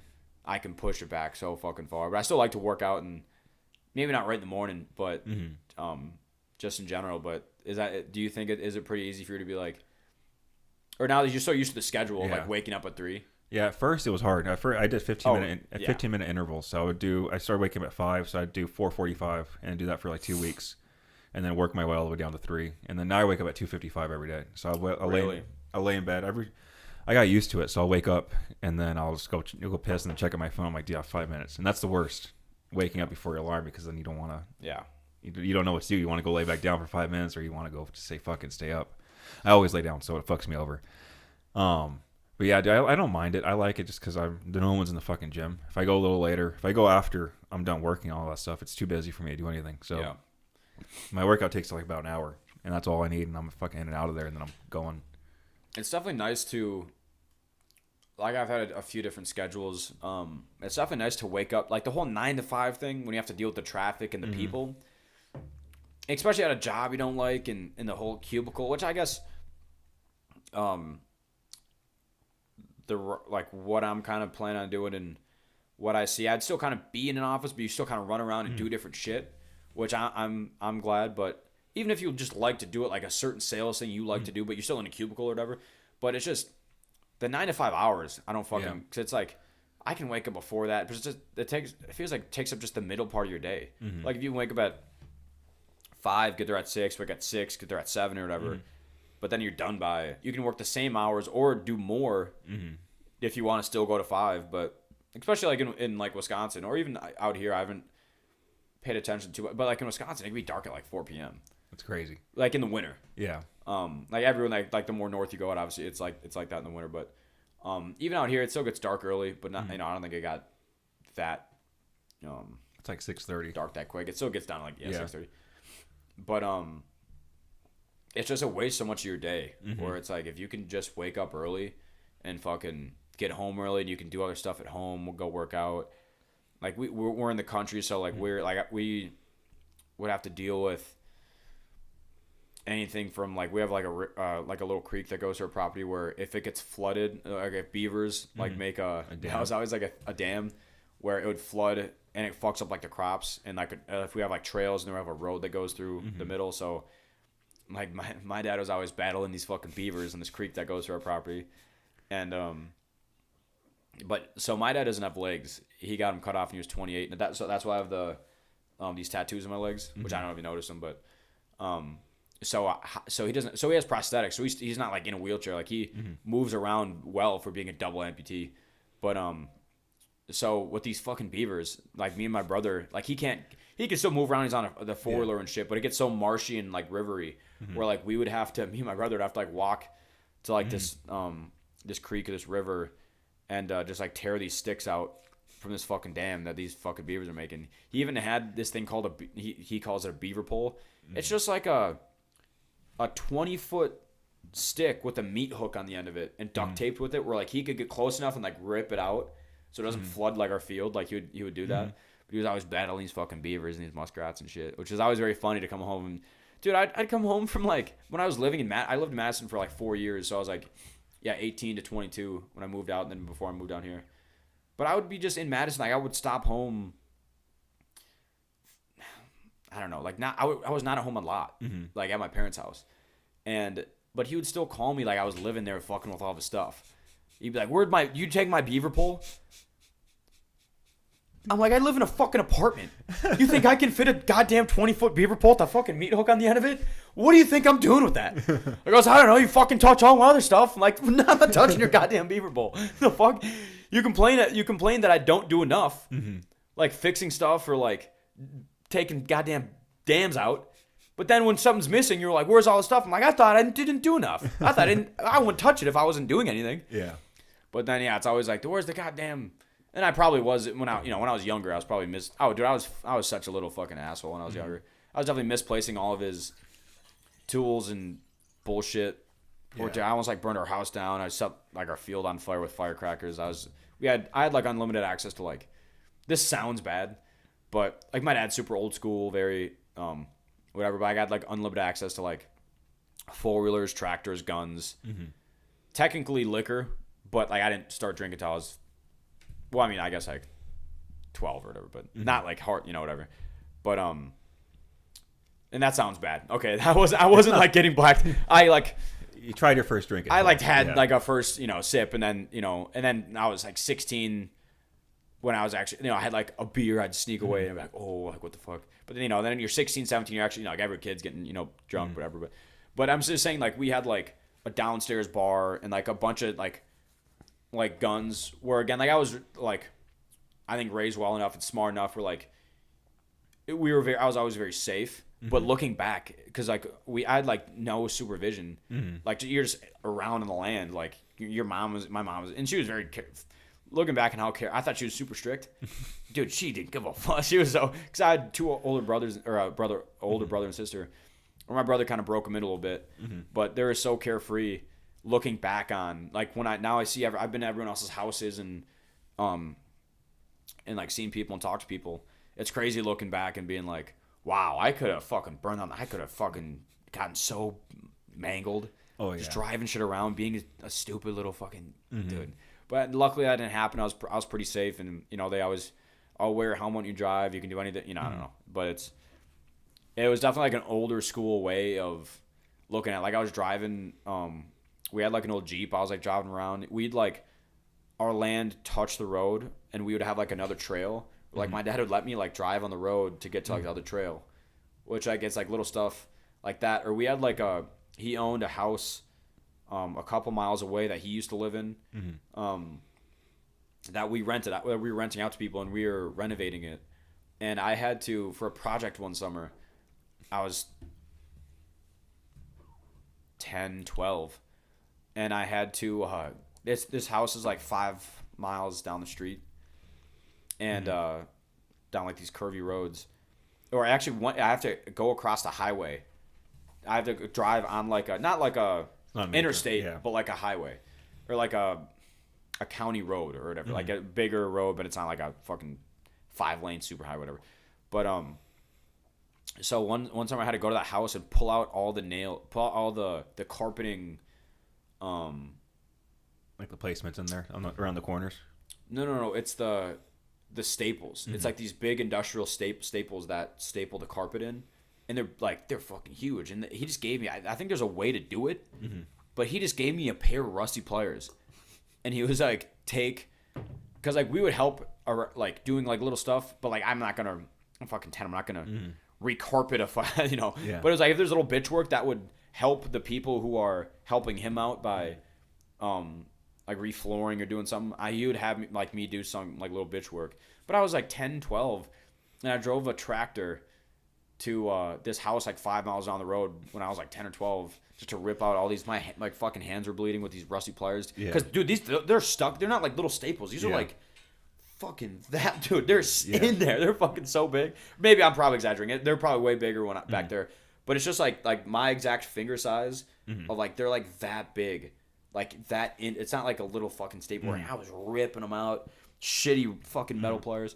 But like I'm just casually driving on like a fucking highway in a tractor.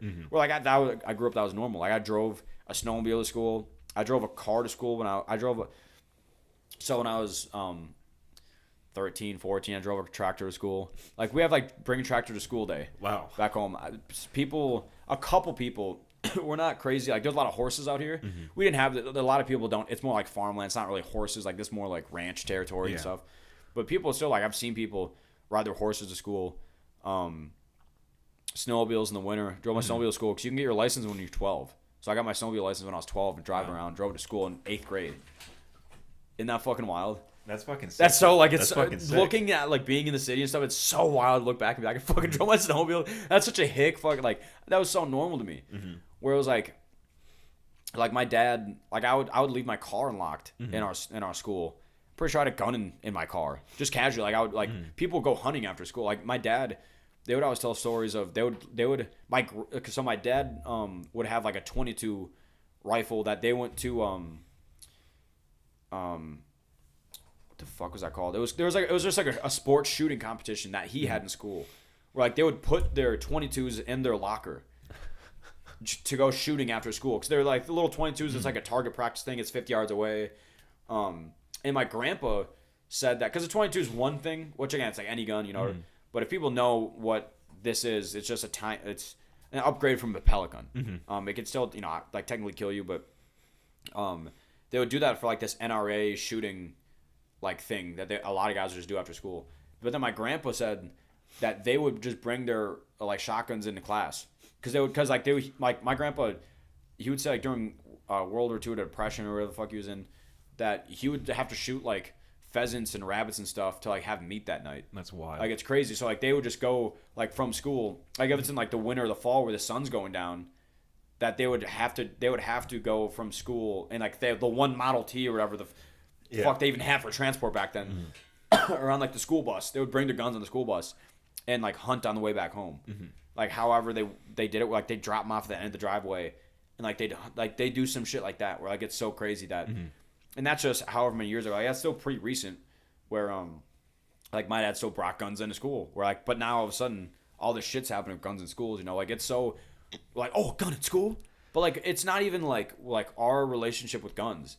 It's so not like violent and part of the lifestyle where like a lot of people like grew up more in the city. Like, a gun in school? You want a gun? Oh, you're so like it's so like they're just laying around the house. Like I never got hurt. Like technically I could have, and it's crazy looking back at it, but still very strict gun safety growing up. But the whole like you could just have a gun in your car. Like no one ever saw it as like a threat really. Yeah. Like technically you can, especially like recently with like the start of it in like the early 2000s or whatever, like when the first started happening. But it was never like a. Like, you just had it in your car. It's like, oh, cool. What kind? Or, like, whatever. Yeah. Like, I don't know. It's crazy. Yeah, I've never been trained in guns. I've been born and raised in the city. So, well, I was born in the city and then raised out there in the middle of nowhere, but we still don't have guns. I think everyone should be trained to have guns in grade school. Moving forward. Earlier the better. It's just, even if, like, they're not using it all the time, like, you know, like even if they are hunting, you know, if you're in the city, it's different. Like it's definitely like, I don't know if it'd be, you can say it's a privilege to be in the country. Like I personally like that. Not everyone does like to be that, so it's however you think about it. But definitely the younger, either if you're like not even like, let's say there's guns all around your house, which like we just had. It's not like we had fucking Uzis laying everywhere. It was just like, oh yeah, there's a shotgun. In the closet over here, like I had like a shotgun that I would use in my room, or like a deer rifle, because you can think deer is also like 12 or 13, where it's hunter safety you have to take and qualify. So I was just running around our land with a gun at 12, 13, whatever. But again, it's very like you wear orange. You don't if you can shoot. If you can't see the background, you can shoot only if there's like a hill behind you, like you're shooting into something. You don't just shoot in like a very hilly where I'm like just rolling hills, not like crazy mountains here. But it's just like if something's like on the top of the hill, you don't really shoot that because it just goes over. They have to be below that, or like you're shooting down into like a valley, or like it's just very kind of. There's a bunch of little situational. We're like, oh, he's kind of on top of a hill, but then there's another hill behind. There's some, I don't know, some shit. But it was always very safe, which again, you can kind of, so going back to like the earlier the better at like the grade school training, like you can be at like your friend's house and, oh, his dad doesn't have something locked up and you're not trained, but I am. So like, it's just like little stuff where, so I actually, when I was 19 in the house that I first, so when all my friends, when I didn't go to college, but I still lived in downtown Madison and like went out, like I went to college. I was living like I was in college, but I was just working. And I would still like go out on weekends and with like all the guys that like lived in college or lived and went to college on there. But I found this group of guys because everyone else was living in the dorms like freshman year. Now you had to live in the dorms. So I had to meet up like these random mutual friend of guys. And that year, it was a shit show. A couple people might have been selling drugs. I mean, I didn't know these fucking guys. I'm living with them. And this was an accident. This wasn't like a drug deal gone bad. But one of the guys that I lived with, or didn't live with, or whatever. Some guy I know, actually. I don't know who the fuck. Allegedly. Got shot in the face while I was sleeping. And I woke up to a bunch of people screaming. And I went over and it was just this whole thing. Cops showed up. I was held at gunpoint because they thought it was me because I was the only guy there. It was like a couple other girls. And it was just a bunch of bullshit. I was covered in blood. He was like spitting up teeth. Oh damn! But it was all because like this girl wasn't trained with guns. Like she pointed it at his face and pulled the trigger because she thought so what we think happened is she said that she was pulling the trigger before and nothing was happening. She never checked. She doesn't. There wasn't a safety on the gun, which I knew he never kept it with a round in the chamber, which is kind of a safety. Which like you can say, like, oh, it's not good. It is good. He doesn't have a safe. She still got to it. He would have it like in a drawer under his pillow or something. You know, which again, it's all this debate on. It's his personal preference, and but he at least didn't have one in the chamber, which is kind of like a safety, right? But she said she was pulling the trigger, it didn't go off, and then they must have racked one, chambered one, and then she was like, "Oh, it's still not going to go off." She doesn't understand that it gets chambered, like there's a mechanism, and she pointed them at him like, "Haha!" Like she was taking pictures with it, and it went in his mouth hole, and it didn't blow out. It got stuck in his face. Damn. And but he was spitting up blood, still like conscious, and then they held like guns on me. They took me to police questioning. I was in like my underwear, and kind of crazy to go back to like how hard my dad was on us with like hard work and shit. So I had a truck route that next morning, where I was at the police station, and I forget because our house was closed down for like a crime scene for like 24 to 48 hours because there was like a shooting there, and I was covered in blood still, and they don't clean up. There's a biohazard thing that we had to pay for. They don't clean up anything. But I was like in flip-flops, like a swimsuit covered in blood, and a tank top I think they grabbed for me, and I don't even think I had my phone. I think I called my dad on someone else's phone because my phone was still in the apartment that was still locked for fucking 48 hours. Which I had to get into by climbing. It was a second story flat where I had to climb our balcony, which I did all the time when I was drunk, and we almost didn't even bring our keys. We just climbed this thing. But I called him on someone else's phone. He was like, "Where the fuck are you?" And I was like, "Dude, he was a good friend of mine at the time. She got shot in the face. Like, I'm covered in blood. Just got out of police questioning. I didn't sleep all night. My house is shut down for 48 hours. He's like, "Well, you have a fucking route." I'm like, Dad, I can't. Did you not just hear anything I just told you? Yeah. He's like, get your ass to work. I'm like, I don't have a card. I'm like, I don't. Dad, I'm calling you from someone else's phone. I'm covered in blood. I'm not working. I can't do this right now. And he's like, "We have a lost and found. You can find some fucking boots and sweatpants. You can do this." I'm like, "Dad, I'm not. I know." What the fuck? Well, we'll have to find someone else. I'm like, "Dude, find someone else." I don't fucking care, dude. I was fucking pissed. But it's just shit like that where it's like, that's a bad example. Like, that's too much. But that same mindset is, I think, beneficial. I think so too. Yeah, it's a good mindset to put in someone's brain, especially a child's brain. Even though it's something you don't want to hear, but yeah, no, that's probably one of the worst. Like, it's not a good example of what I think is a good representation of that kind of mindset. But like, that's what I meant by like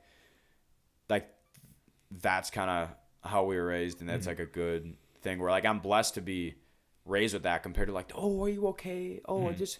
Like that, just little, like, you see, I meet some guys that are just like such little bitches, which I'm not fucking David. I'm not the hardest motherfucker here. Yeah. But it's just like, just these little victim-minded, submissive little, just like, "Oh, I just, my tummy hurts and I fucking," like, dude, what? Yeah. Are you fucking kidding me?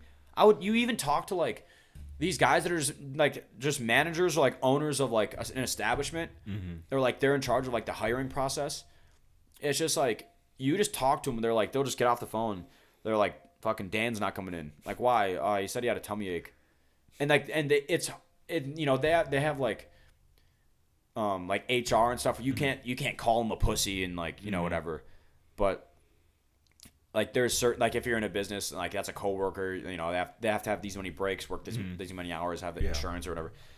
But so he has to be like, "Oh, he has a day off technically. Okay, you can take that." But it's just like, you hear some of these guys be like, "Oh, I can't fucking." Well, dude, it fucking drives me crazy. And that's, I don't know. I hate how, even going back to like, oh, if we would get invaded, it's like, yeah, we're out of shape physically, but mentally. Like, we're so, like, again, I'm not fucking David Goggins. I'm not fucking John, whatever the fuck. But it's just, you just see not only what a majority of people are, but the way we're going, and it fucking drives me crazy. I think it's lack of bullying, dude. Dude, I think it's lack of bullying. I think it's 100% lack of bullying. I was bullied growing up. And dude, then, I got the shit kicked out of me. Fuck yeah. And then I think it helps us. I think it helps. It helped you. It definitely helped me getting bullied because I became a bully. But I just use words. I never hurt people physically. Shit. Talked a lot of shit. No one ever fought me. They always threatened to fight me. They'd be like, "Hey, let's go meet at the park after." One more. I'm good for now. Okay. Were you a big kid growing up? Did you hit puberty like early? Not really. I was ugly as fuck until 8th grade. That's when I got my braces off. Oh, okay. And then I got my glasses off. I got my glasses off and then braces off a year later, I think. But I think I hit 6 foot like my junior year, or not my junior year, my freshman or sophomore year. So then I stopped growing. So I was pretty decently tall, and then not athletic, really athletic until my 8th grade year. Everything, my whole life, literally changed 8th grade year. My athleticism came out of nowhere. Everything. Hell yeah. I got good look, decent looking, better looking than I was before. But I was bullied all the way up until then. People always bullied me, and then once I became somewhat better looking and stronger, I was like, dude, I'm gonna fuck with all these people. Well, it's crazy. Like there's a fucking kids that are like, they hit puberty super early. Like I remember we had a couple kids that were just like the first couple guys that get like hairy armpits and like a little mustache, and they're like 6 foot and like hairy in like 8th grade. And, like, who the fuck is this guy? Yeah. But then like they don't grow past that. But like it's even 7th grade. Like somewhere like crazy early. Like you Hispanic, you Mexican. Like what are you? You're Mexican? Yeah. Like Hispanic guys and like Middle Eastern guys, they'll get like a mustache in 7th grade. And I'm like, where the fuck is this body? I didn't get fucking armpit hair until I was like a sophomore. Wow. It's fucking, and maybe I'm exaggerating. I don't remember exactly. But like later than, whatever got, like, there is like some random guys, like some random like Middle Eastern guy with just fucking like chest hair and a mustache in like 7th grade. I'm like, what the fuck is this? Yeah. But some guys, and it's even crazy like sports wise. Like they'll be like developed as shit, like way faster and stronger. Like even like every year, like even in wrestling, like there'd be these fucking kids. They were like grown men. Like a couple of seniors had like tattoos and shit, where just developmentally, like you're like I'm a freshman compared to a sophomore, compared to a junior, compared to a senior, just like, and everyone's different. So even if you're a senior and you like developed early, where you're just this crazy grown man. It's so insane when you take it like into account the development. Like it's so insane. Even like in football, you see these kids in the fucking Georgia like these linemen are like 6'7", like fucking 8th. I'm like, what? Massive fucking kids. Oh my god, that's crazy. These fucking kids in Texas and Georgia and all this shit. It's so insane to be like. It's like the bench warmers like the IM-12. It's like that motherfucker. It's so funny to see, but. I don't know. It's crazy that, like I don't know if it's more nowadays. I think it seems like people are just getting bigger. Like my grandpa said, like I don't know if it's nutrition, which we don't have better nutrition, but just more access to calories, whatever the fuck it is. But like everyone was so small. Like my grandpa said, everyone was small. You see all these pictures.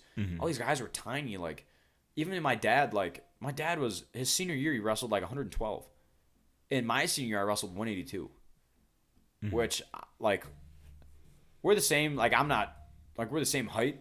Like he's like fat. He has a beer belly and shit. But it's just I don't know if it's like they just develop. They used to develop later. Now if like if it's like growth hormones that are in like the milk or the cows or something, like they added more recent. Like my grandpa's been like I don't know. He's seen all these. Like he's super into like sports. Like even low level like high school. Like he gave money to like high school football teams. Like he was that guy. Like very generous. But he always loved watching sports, and like even like like I said lower levels. But I was like, I've never seen kids this big. Every year they get bigger. He's like, I don't know what it is. It's so insane. And I don't know what it, who it could be a bunch of shit, but and then some of these kids, you see their fucking parents and they're short as fuck. Yeah. And I'm just like, how the fuck did this kid win the genetic lottery? Yeah, if they're yeah, for sure. No, if they're both like that. That's, yeah, dude, I have a buddy. His mom's I guess taller. Shout out Declan. What's up? He's funny. He has a funny build because he's like 6'5" and like broad shoulders, but he has like size 10 feet. Like I have size like 12 or like 11 and a half, 12, 5'10". I'm like, what the fuck? Yeah. I thought like maybe I just have big feet, but like he just has.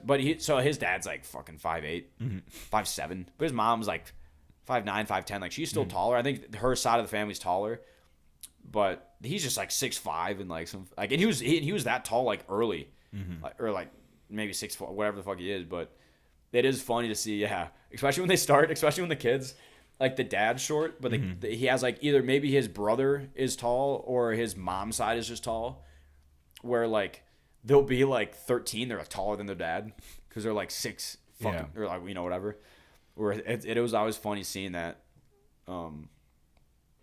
growing up, or like if there's just that random kid, like we're all just normal height, but like his whole family's like 6'5", so this kid's just like my brother had a guy that was like 6'3" in like 8th grade. That's fucking wild. And it's just like what he obviously played basketball, was just fucking dominating, but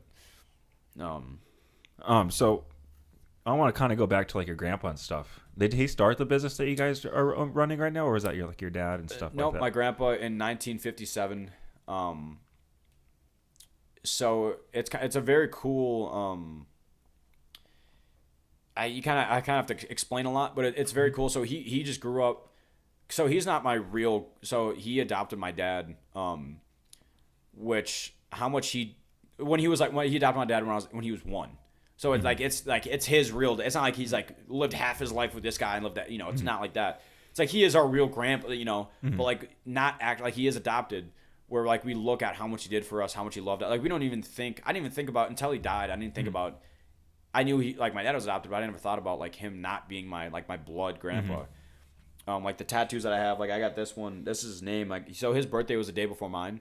I was a day away from being named James, just because like that was his. But then the one on my chest, it's a oak tree with a pine sapling under it. And that's like he's the oak tree, I'm the pine. It's like a different seed. He still protected us, but so the only reason he started the business is, he grew up on a farm doing all this stuff, but he was allergic. It's called like hay fever. He was allergic, and he was supposed to run like his family's farm, but he was his just genetically he's allergic to hay, where he break out crazy rash, his throat swelled up or something, where he couldn't work there anymore. His family had to move to like the city, which is Madison, which isn't fucking really even.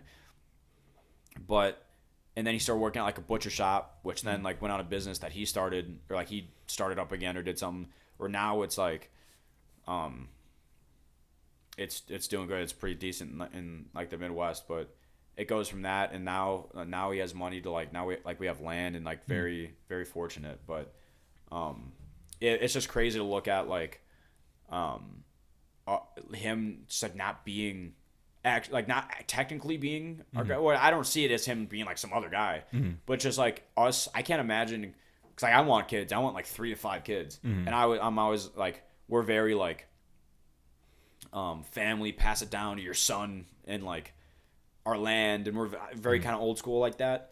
Where I can't imagine like adopting someone and having that same love, where like how he treated us, and it's fucking it's crazy, and how close we were. It's not like oh is our grandpa, we see him on like Christmas, we like him, we're close. No, it was like us every week since very young. What he did for us, everything. He was known in our community as just the most generous, great guy. Everyone loved him. Definitely a good guy, and definitely like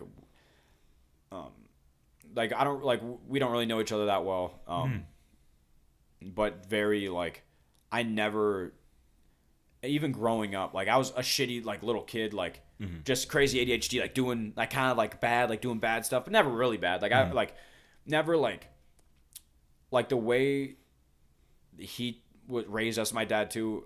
It was very like never steal, never do ill will on anyone. Everyone, he was the most trusted. Like they would just all this stuff was just like I don't even like this sounds dramatic. It sounds like dramatic, but like I don't steal as much as like so I'll steal like road signs. Like I'm like when I was like 16, 17, 18, I still like roads. I have like my name like just KY with like county road K, county road like shit like that. Where it's like the state, it doesn't really hurt anyone. I don't know. It's not like a big deal. But like person to person, like doing like ill will to someone, lying and like for your personal benefit like that. I always been super against at a super young age.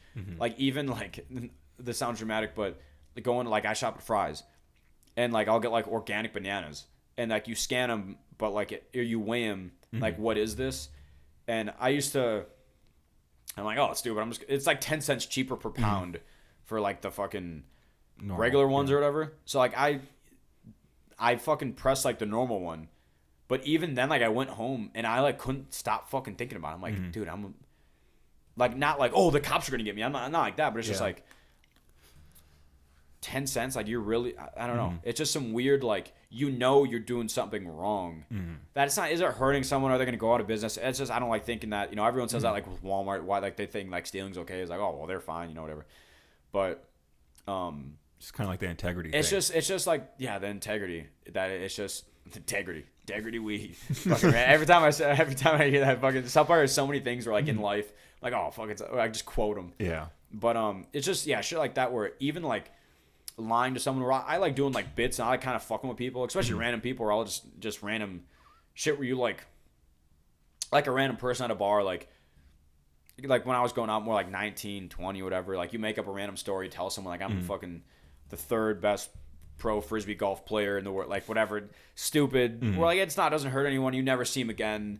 It still is lying. I'm not like proud of it and saying it's great, but it's like a funny little bit, like little shit like that. But when it's genuinely like you're at not even like a random person's house, like at your friend's house and having a party. There's $20 on the counter, $5 or $1, or whatever the fuck it is. Just so against like all that little petty shit. Like always against, like he always said, like leaving a place better than you found it. Whether that's like I like go camping, everything. So like never like even like litter, especially like I'll get drunk and like throw a bottle in an alley and break it. But it's kind of like contained in the city. Is it technically the same litter thing, But never in like a national park, national forest. Like I take that very seriously, like the kind of preservation of that, and just like kind of the ill will of like you're kind of weak. It's just like a weak-minded thing to be like you're so lazy. Like the people that you don't put their fucking grocery carts away. Like when I was cutting weight, I spazzed at this one guy at fucking Fry's. Because I was like, really, sir? Which I'm not like a Karen. I don't give a fuck about. But I was cutting weight, and everyone gets pretty shitty. I was doing a decent amount. Nothing. I've done worse, but you just get shitty, and like little things irritate the shit out of you. Yeah. But it's just little stuff like that where like you don't think about like society as like a big picture. Where like, okay, someone else has to just pick up your shit because you're too lazy and weak-minded to fucking just put it away. Like it's not that everyone is doing their little part. You know what I mean? Where like when you litter and like just do this little bullshit and you don't take into account like everyone's in a rush. Yeah. Everyone's trying to do this. But you just being like a selfish little, which I've cut people off before. I've been in a rush. I'm not saying I'm fucking perfect, but it's just like the shopping cart, the throwing shit out your window, the little shit where I just definitely against that. Definitely like when you grow up kind of with land and in the country, it's like you really respect wildlife. Where like, oh, I hunted. Oh, you don't respect animals. No, you respect them even more. It's like it's hard to explain. You can go into like a deep thing about it, but it's very like I've had friends that they weren't in the city but like suburbs that they didn't grow up hunting and with guns and stuff, and they'd be like, let's kill something, let's fucking do this. And I brought them out before, which you're kind of like every guy is like a psycho when they're like 10, 12, 8, whatever. Like you're just killing frogs and smashing them, and you just don't have like a weird remorse, or your brain's not developed, whatever it is. You're just you're drowning mice, whatever the fuck. It sounds so psychotic. But when you're like, it just makes sense when you do that. You're just like, you don't understand, like you learn from it. But and we learned from that. Where like my dad would let me kill like golfers that are just like they just make holes everywhere. If you have land, you can technically do it. I don't fucking know, but like permit wise or whatever. I don't know. But we would like kill golfers or like just go bird hunting for no reason. Not like pheasant where like you eat them and stuff. Yeah, I'm just ate with like a pellet gun. Just for no reason, but it kind of just stops making sense. Like he doesn't care. It's good for me to learn and move around and whatever. But you just see him like, you just kind of slowly realize when I don't know what age I was at, but I just killed this gopher. Oh, cool, whatever, sick. And then you kind of learn like, oh, why did I just do that? Like it's kind of a cool like hunt pursuit kind of thing. But then you're like, you just see it like breathe its last breath and like. And like you're just looking at it and you're like, oh fuck. It's crazy. Like you learn that at a young age, and like these people would come, like I had friends that were like, oh, you have guns, like you always say you can just like hunt, let's kill something. And when I finally learned that, it's like it's not that fun, guy. Like it's not, I don't want to just kill a random thing for no reason. Like hunting's different. Yeah. But like no pussy, like don't. So like we went out and we shot we used shine raccoons at night. You shoot them down from trees, and we shot one down and then like it was like snarling and freaking out. And I remember my buddy, like it was yesterday. They remember like it was yesterday. And I had it was 2 guys for this specific instance. And we shot them down. And you always have to, you can never let them suffer. So you always have to find it. I always have to find either the body or just know 100% it's dead. And these motherfuckers are tough. So we're shooting it down from the tree, it falls out. It's still snarling and going around the bushes. They didn't want to get close to it because they sound so scary. They're in the bushes, you can't really see it. Like, let's just go. I don't want to be here anymore. I'm like, no, I'm not going anywhere. You have to do this. You have to 100% find out. He went in there so scared, could barely do it. I don't remember how it turned out, if I had to shoot it or, whatever the fuck happened. But I remember, like, we drove the 4-wheeler home, and like, just no one's talking. We went home, and we just sat on the couch and it was quiet. And they were like, fuck, I didn't like that. Like, I forgot what exactly we said, but it was just completely changed of like it's not like he saw it breathe and like be freaking out. I'm like, oh, that's just an animal. Like, it's just, you know what I mean?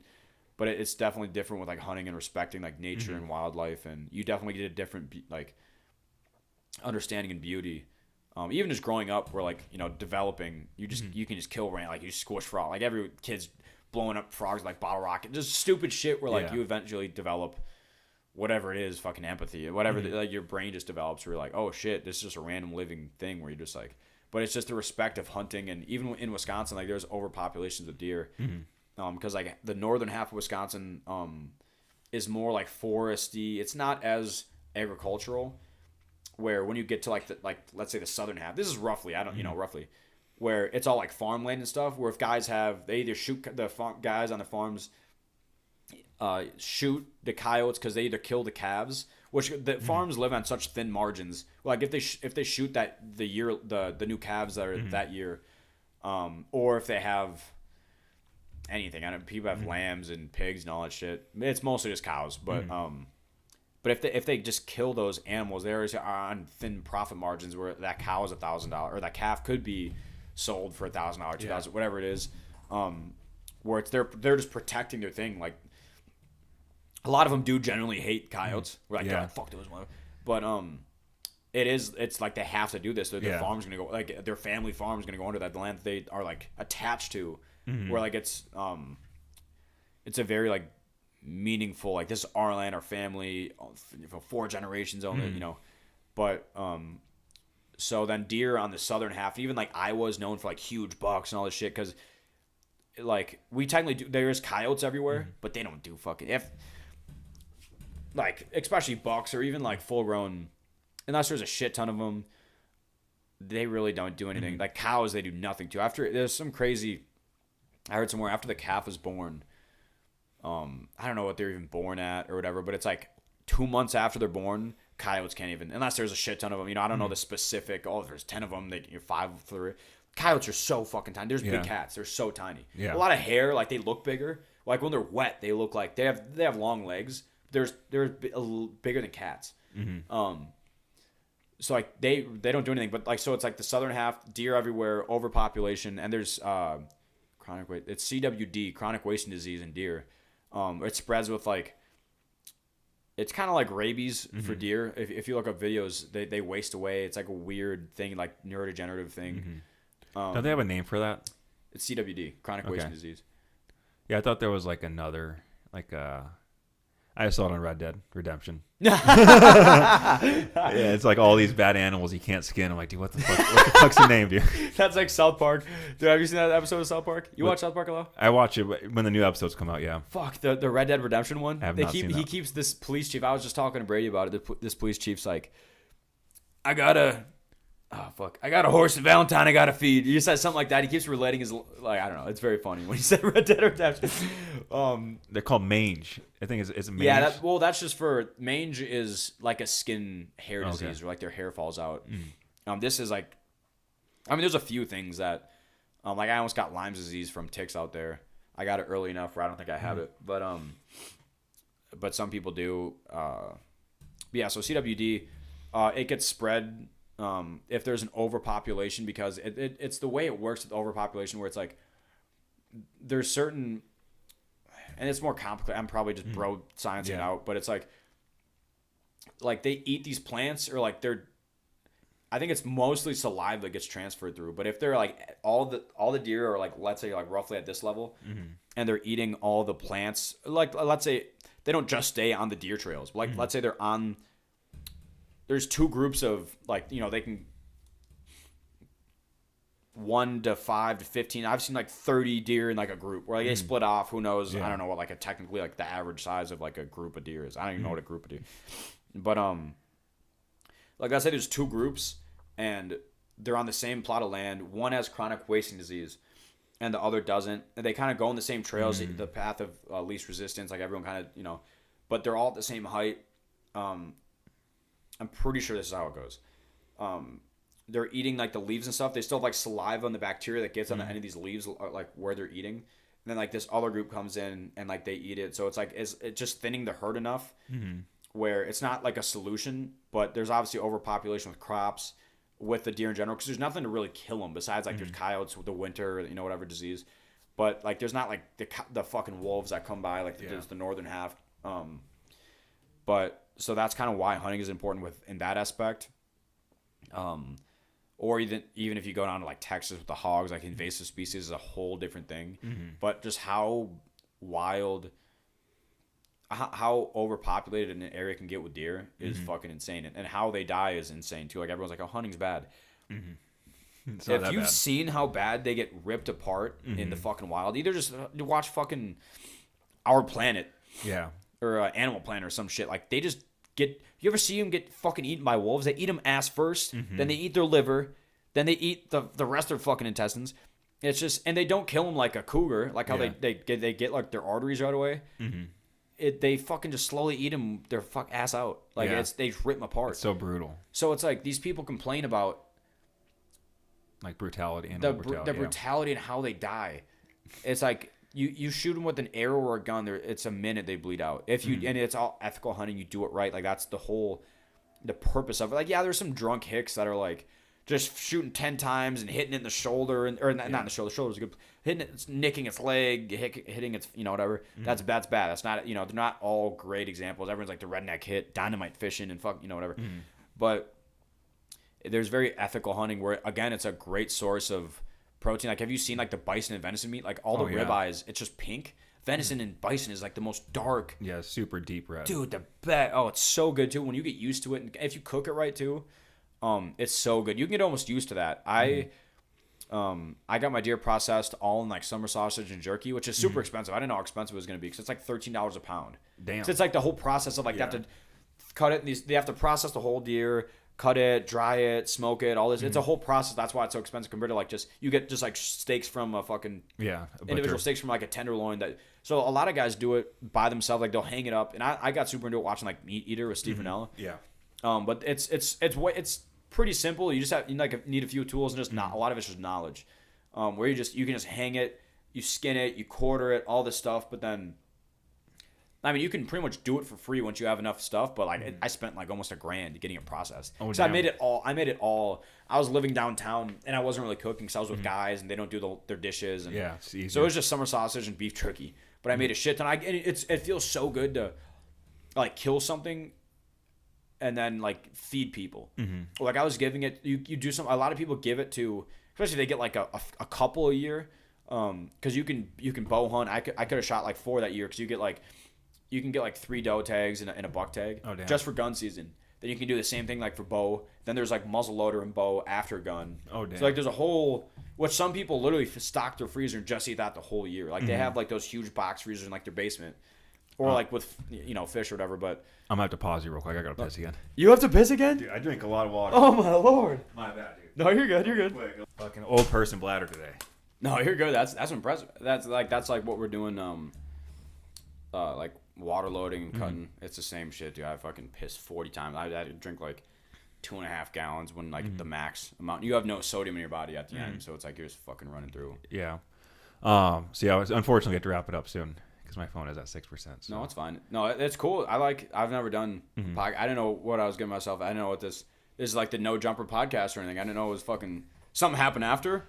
Like, what do you mean? No. Oh, yeah. No. I've never seen Are you Adam 22? Just fucking. I know he does a lot of weird stuff on his. No, yeah. I was just like, I don't know. Is this Ellen? Is there gonna be a fucking clown scare the shit out of me in the fucking closet? I didn't know what the fuck is going on.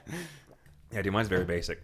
No, it's cool. Basic. I mean, you don't need a lot. Like everyone has these crazy fucking studios, but you just need like that's all you fucking need. I don't see like this is a fucking great setup. Yeah, to use my fucking phone. Has just as good of a camera. It just takes forever to edit, but other than that, it's fucking easy. Yeah. And I just have conversations with cool people like you, dude. No, it's cool. It's just super cool to just have a nice like long conversation. Even like that's kind of why I think alcohol is not important, but like that's why they say it's like beneficial. Is like you can just have like it's a social lubricant. Like you talk to people, which you don't even need it. Like we happen to be drinking, but it seems nice to like just get it out. Like even if like no one listens, it's just like it's cool to just talk. It's a fun conversation. I like having like a long conversation to just saying what's up with people, but. Yeah. I mean, it could go somewhere. I mean, it could help you out, could help me out, but... And that's the thing, too, is, like, with the internet, like, that fucking Hawk Tour girl or whatever, like, it literally, her life, and for the better or worse, you know, but, like, people's lives can just change over tiny shit. Yeah. Like, it's so insane, like, people just get, like, famous, or, like, even, like, if they have, like, a brand or, like, working towards something, which I don't know what you want to do with this or whatever, but it could, you know, just randomly... just explode. Yeah. Fucking, you know, who fucking knows? Yeah, it doesn't. You just never know, especially with social media, dude. Yeah. That Hawk Tour girl fucking changed her whole life 10 seconds. Yeah, or even like there's a bunch of other examples where it like that. 1,000-pound sister. 1,000 pounds. That one Cranberry guy that was singing Fleetwood Mac. He kind of fucked it up. I think he kind of fumbled the bag, but I mean the fact that you even had a bag to fumble out of nowhere, like it is fucking crazy. Where like there's a bunch of examples where like. The internet could be definitely bad, but I mean, there's a lot of good, you know, like people can definitely get too obsessed and there's like fake shit going around and all this stuff, but I don't know. It's definitely, I love it. Has its upside. I fucking love the internet. No, it's sick. I love watching the gruesome shit that we got going on in the other parts of the world. Well, it definitely reminds you, it definitely keeps you like humble, be like, holy fuck. Like this is also happening. Like everyone's so sheltered and whatever, but I think it's fucking up everything. The government wise, social media is fucking that up, so. Yeah, it's their propaganda machine where they can just send out like news, like just watch the news, read the newspaper that they send out and like just edit, like and just financially are in control over financial incentive just to do it, just to push out the wrong narratives, just like we were talking about sugar and stuff earlier. So it's crazy that like all these like everyone's like, oh, Joe Rogan's stupid, but he has like actual like scientists and all these guys where it's like, yeah, he also gets drunk and fucks around with like his comedians, but it's like, yeah, he's like a third party guy that's actually spreading like good information and solid shit compared to these like bullshit narratives on either, you know, Fox or fucking CNN. Yeah. But it's just the general like media like that just fucks everything up. Like the news, the fucking social, the big organizations that are in social media that control shit. It's fucking wild. Yeah. Well, I definitely want to get you on here again because I didn't even touch any of the. I write questions every time before I sit with people. Oh, okay. Just so I have it in my head, and I didn't touch any of the questions. Oh, fuck it. We'll do it next time. Yeah, no worries. I mean, it's good. I'm glad I didn't have to touch them. But I know we kind of get off on tangents. I always get like, oh, well, this fucking thing. Oh, this fucking thing. Which makes it more fun, dude. I like to not stay on the script. I just use those as like backup in case I. Oh, for sure. Yeah. Like we're like, oh, what are you gonna talk about now? Fucking. Yeah. Oh, yeah. So, anyways, yeah. Yeah. No, that's cool though. I guess I didn't even think about, like a script or whatever. I know. I get when it's topics like this, I get fucking. Oh yeah. You know what I mean? Especially, I mean, you know a lot about wars, like the older wars and stuff too. And then I fucking like almost didn't want to because I'm like, I'm my dad. Like my siblings say the same thing. Like he'll just put on like World War II in color and just fall asleep on like their fucking couch. If he has a Sunday off or something, he'll do that. But yeah, it's definitely interesting. And you feel like almost instead of just watching fucking the Real Housewives or whatever bullshit, you actually kind of learn. Like you can sit down and watch documentaries where like it doesn't feel like as wasted as a time compared to like some bullshit like fiction series or whatever. Where you can still learn stuff and I genuinely find it interesting. So it's kind of like a win-win. But yeah, documentaries are the best. I love them, dude. I'm obsessed with them. I like when Netflix drops some good ones, but you know it's been a while. I haven't been on YouTube mostly. Yeah, I've just been searching random shit on YouTube. Look, it's all fucking like World War II or just like random shit, Vietnam, like government shit now, which I don't like to get into because it's such a slippery like what the fuck do we know about? Have you looked up the Invention Secrecy Act? The Invention Secrecy Act. That's gonna fuck you up. Fuck, I'm gonna queue it up on my fucking. Yeah, dude, that would fuck you up, dude. They has like 6,000. So I don't know when they did. I think it was like the 50s or something. They came out with the Invention Secrecy Act. It was 50s or 60s. Just that people came out with these inventions, the military would buy their patents, and then depending on what they made, they get whacked. That's like the guy that had like the water engine, and like the Tesla guy who not Tesla, but he was like a different guy who had a difference, like the way he made electricity. It was like some weird shit. I hear about that, dude. It's fucking wild. I didn't know that was like an act. I didn't know that was a thing. It makes sense. Like they're protecting Industries. It's oil. It's all that shit, dude. It's fucking wild. Like that. They're the actual people who are controlling the world. The shit, dude. It's fucking insane. But how wild would the world be if they came out with water-powered cars versus oil-powered? They'd just destroy a whole industry like that within a day, within a month. Once they put because the water thing was, you used to attach this little water thing to a carburetor, super easy, and then you could drive across the whole country at 2 gallons of water. It also it's not like we don't need to drive anymore. It's like go just start up another industry where like it seems like it works when like with electric vehicles or anything. It's like, oh, it would destroy an industry unless that industry buys it. Where like let's say like I don't know, big oil just buys this patent and the way of making this engine, where now they're not just losing a whole industry before, but we're still getting the water powered car where we save money. We don't have to. But if they don't make as much off of it, though, long term, they probably wouldn't make as much as oil. Because if you're saying because you're selling the engine and like the gas and like the oil and everything, but I don't know, it could still be. Like they say that with like tires and lights, that like the light that you have to replace it every like 3 years. How they've made a light that can last like a lifetime, but they don't make money off it. Same with tires. Like they've made tires that can last 10 years and be or like 20 years and be affordable. But regardless of how long you drive, you have to replace them like every 3 years or some shit like that. Like they make stuff to it's fucking wild, which is kind of like I don't think Toyota does that. Like they're known. Like I have a RAV4 Sport. But even like that truck, their truck in like the 80s that like all the fucking Taliban use. Yeah. That like it's when people actually make stuff to last and they stand by it and they're proud of the stuff they make, compared to all this just consumer Chinese made bullshit where it's like you just use it for one use and you fucking throw it away. Which it's crazy because it's so convenient. I still drink out of like plastic water bottles and stuff. Hypocrite, but just not doing. I don't know.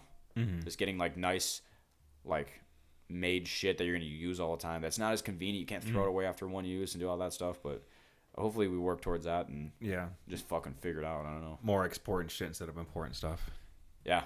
Because that's, I think, we need to become a business. We're not really a good business right now. We're a bad business. Well, when they find out, like COVID opened a lot of people's eyes when their fucking insulin medication was through China or other medication. When they're like, oh fuck, the bad guys have all the stuff that'll keep us alive, which I never want to be on. And no one wants to, but I'm gonna work very hard to be healthy enough to never have a fucking pill or a surgery in my life. Yeah. But when the fucking bad guys have, and then Taiwan's making the microchips and all the other shit China makes that we fucking depend on. It's like, oh, the bad guys making all this. The people who are talking shit are making all of our shit. Yeah. What the fuck's going on? Yeah, we need to be doing it here. Thank you, Kai. I appreciate you coming on. Definitely got to get you on again, dude. I appreciate it. Maybe I'll get into the other topics. It was mostly just about your fight and stuff, so it's fine. I don't need to talk about it. Okay. Well, yeah. Well, hopefully I can. Maybe I'll fight, and I still got to work on stuff, but hopefully I can fight again in like the fall. Do you plan on? I know you. I was messaging you before. You said you don't plan on staying fighting for a while. Is it something you're doing small time, like short term, or you plan on doing it like more professional? So yeah, that was my first pro fight. I don't know. I did with everything I have back home and the route I see, and I don't think I either want to or I don't think I'm capable of doing like the Benson route. Being a fucking world. Like I don't know if let's say I am capable, which I don't think I am. I don't think like physically or like whatever. But I don't even think I'd want to, even if I could. But I don't think I'm even able to. Which, but it's just even like what we have back home. It'd almost be selfish of me not to. Like help everyone out and like do my own thing and. It's kind of just like Socrates has some sort of quote where it's like, no man should be an amateur in the way of, I don't know, some shit like his physical training. No man should live a life without seeing the beauty of his body. It's some shit like that. I have it saved in my phone or something, but it's something like that where I want to see like dedicate and like just train like a fucking Spartan and just live this life and like move away, because I've always been working since like I was like 12, 14, doing that, where I know I'm going to do that and I still want to, but just go down here, and I might extend it for if stuff goes good enough, I might extend it for longer than I thought, but for like a whole life and career, I'm definitely not. But you know, maybe like right now I'm like, oh, I'll be down here for another year and a half as of right now, but I'm still open to like, okay, another year. Oh, then what happened a year after that? But you know, but crazy long term, which that could, I guess, go long term. Yeah. But I don't, you know, I don't plan on doing this for fucking 20 years. Like some of these, you know, me personally, like some people do what works, you know, whatever. But I don't think. Yeah, the brain. I mean, if you have something good at home, dude, a lot of the people are fighting. They have nothing else, dude. Yeah. And if you have something else, you might as well save your fucking brain. Yeah. Become a Spartan, and then just use those. It's fun to see it. I like to just experience lifestyle. I wanted to move away anyways, and just do this, but I definitely like the struggle and like doing stuff completely. I was on my own back home too, but like completely away from all family, any connection, and just figuring it all out. Definitely learned a lot and enjoyed, but it's a fun ride. Fuck yeah, it is. It's a fun ride. Beautiful. All right, Kyle, I'm going to get up. Hopefully my phone didn't die. Oh, yeah. Thank you. Man. I appreciate you Thank coming much. up, bro. It. Yeah, I hope this motherfucker can die. I'm almost done with this ball. I've had this ball for like 3 years. No shit.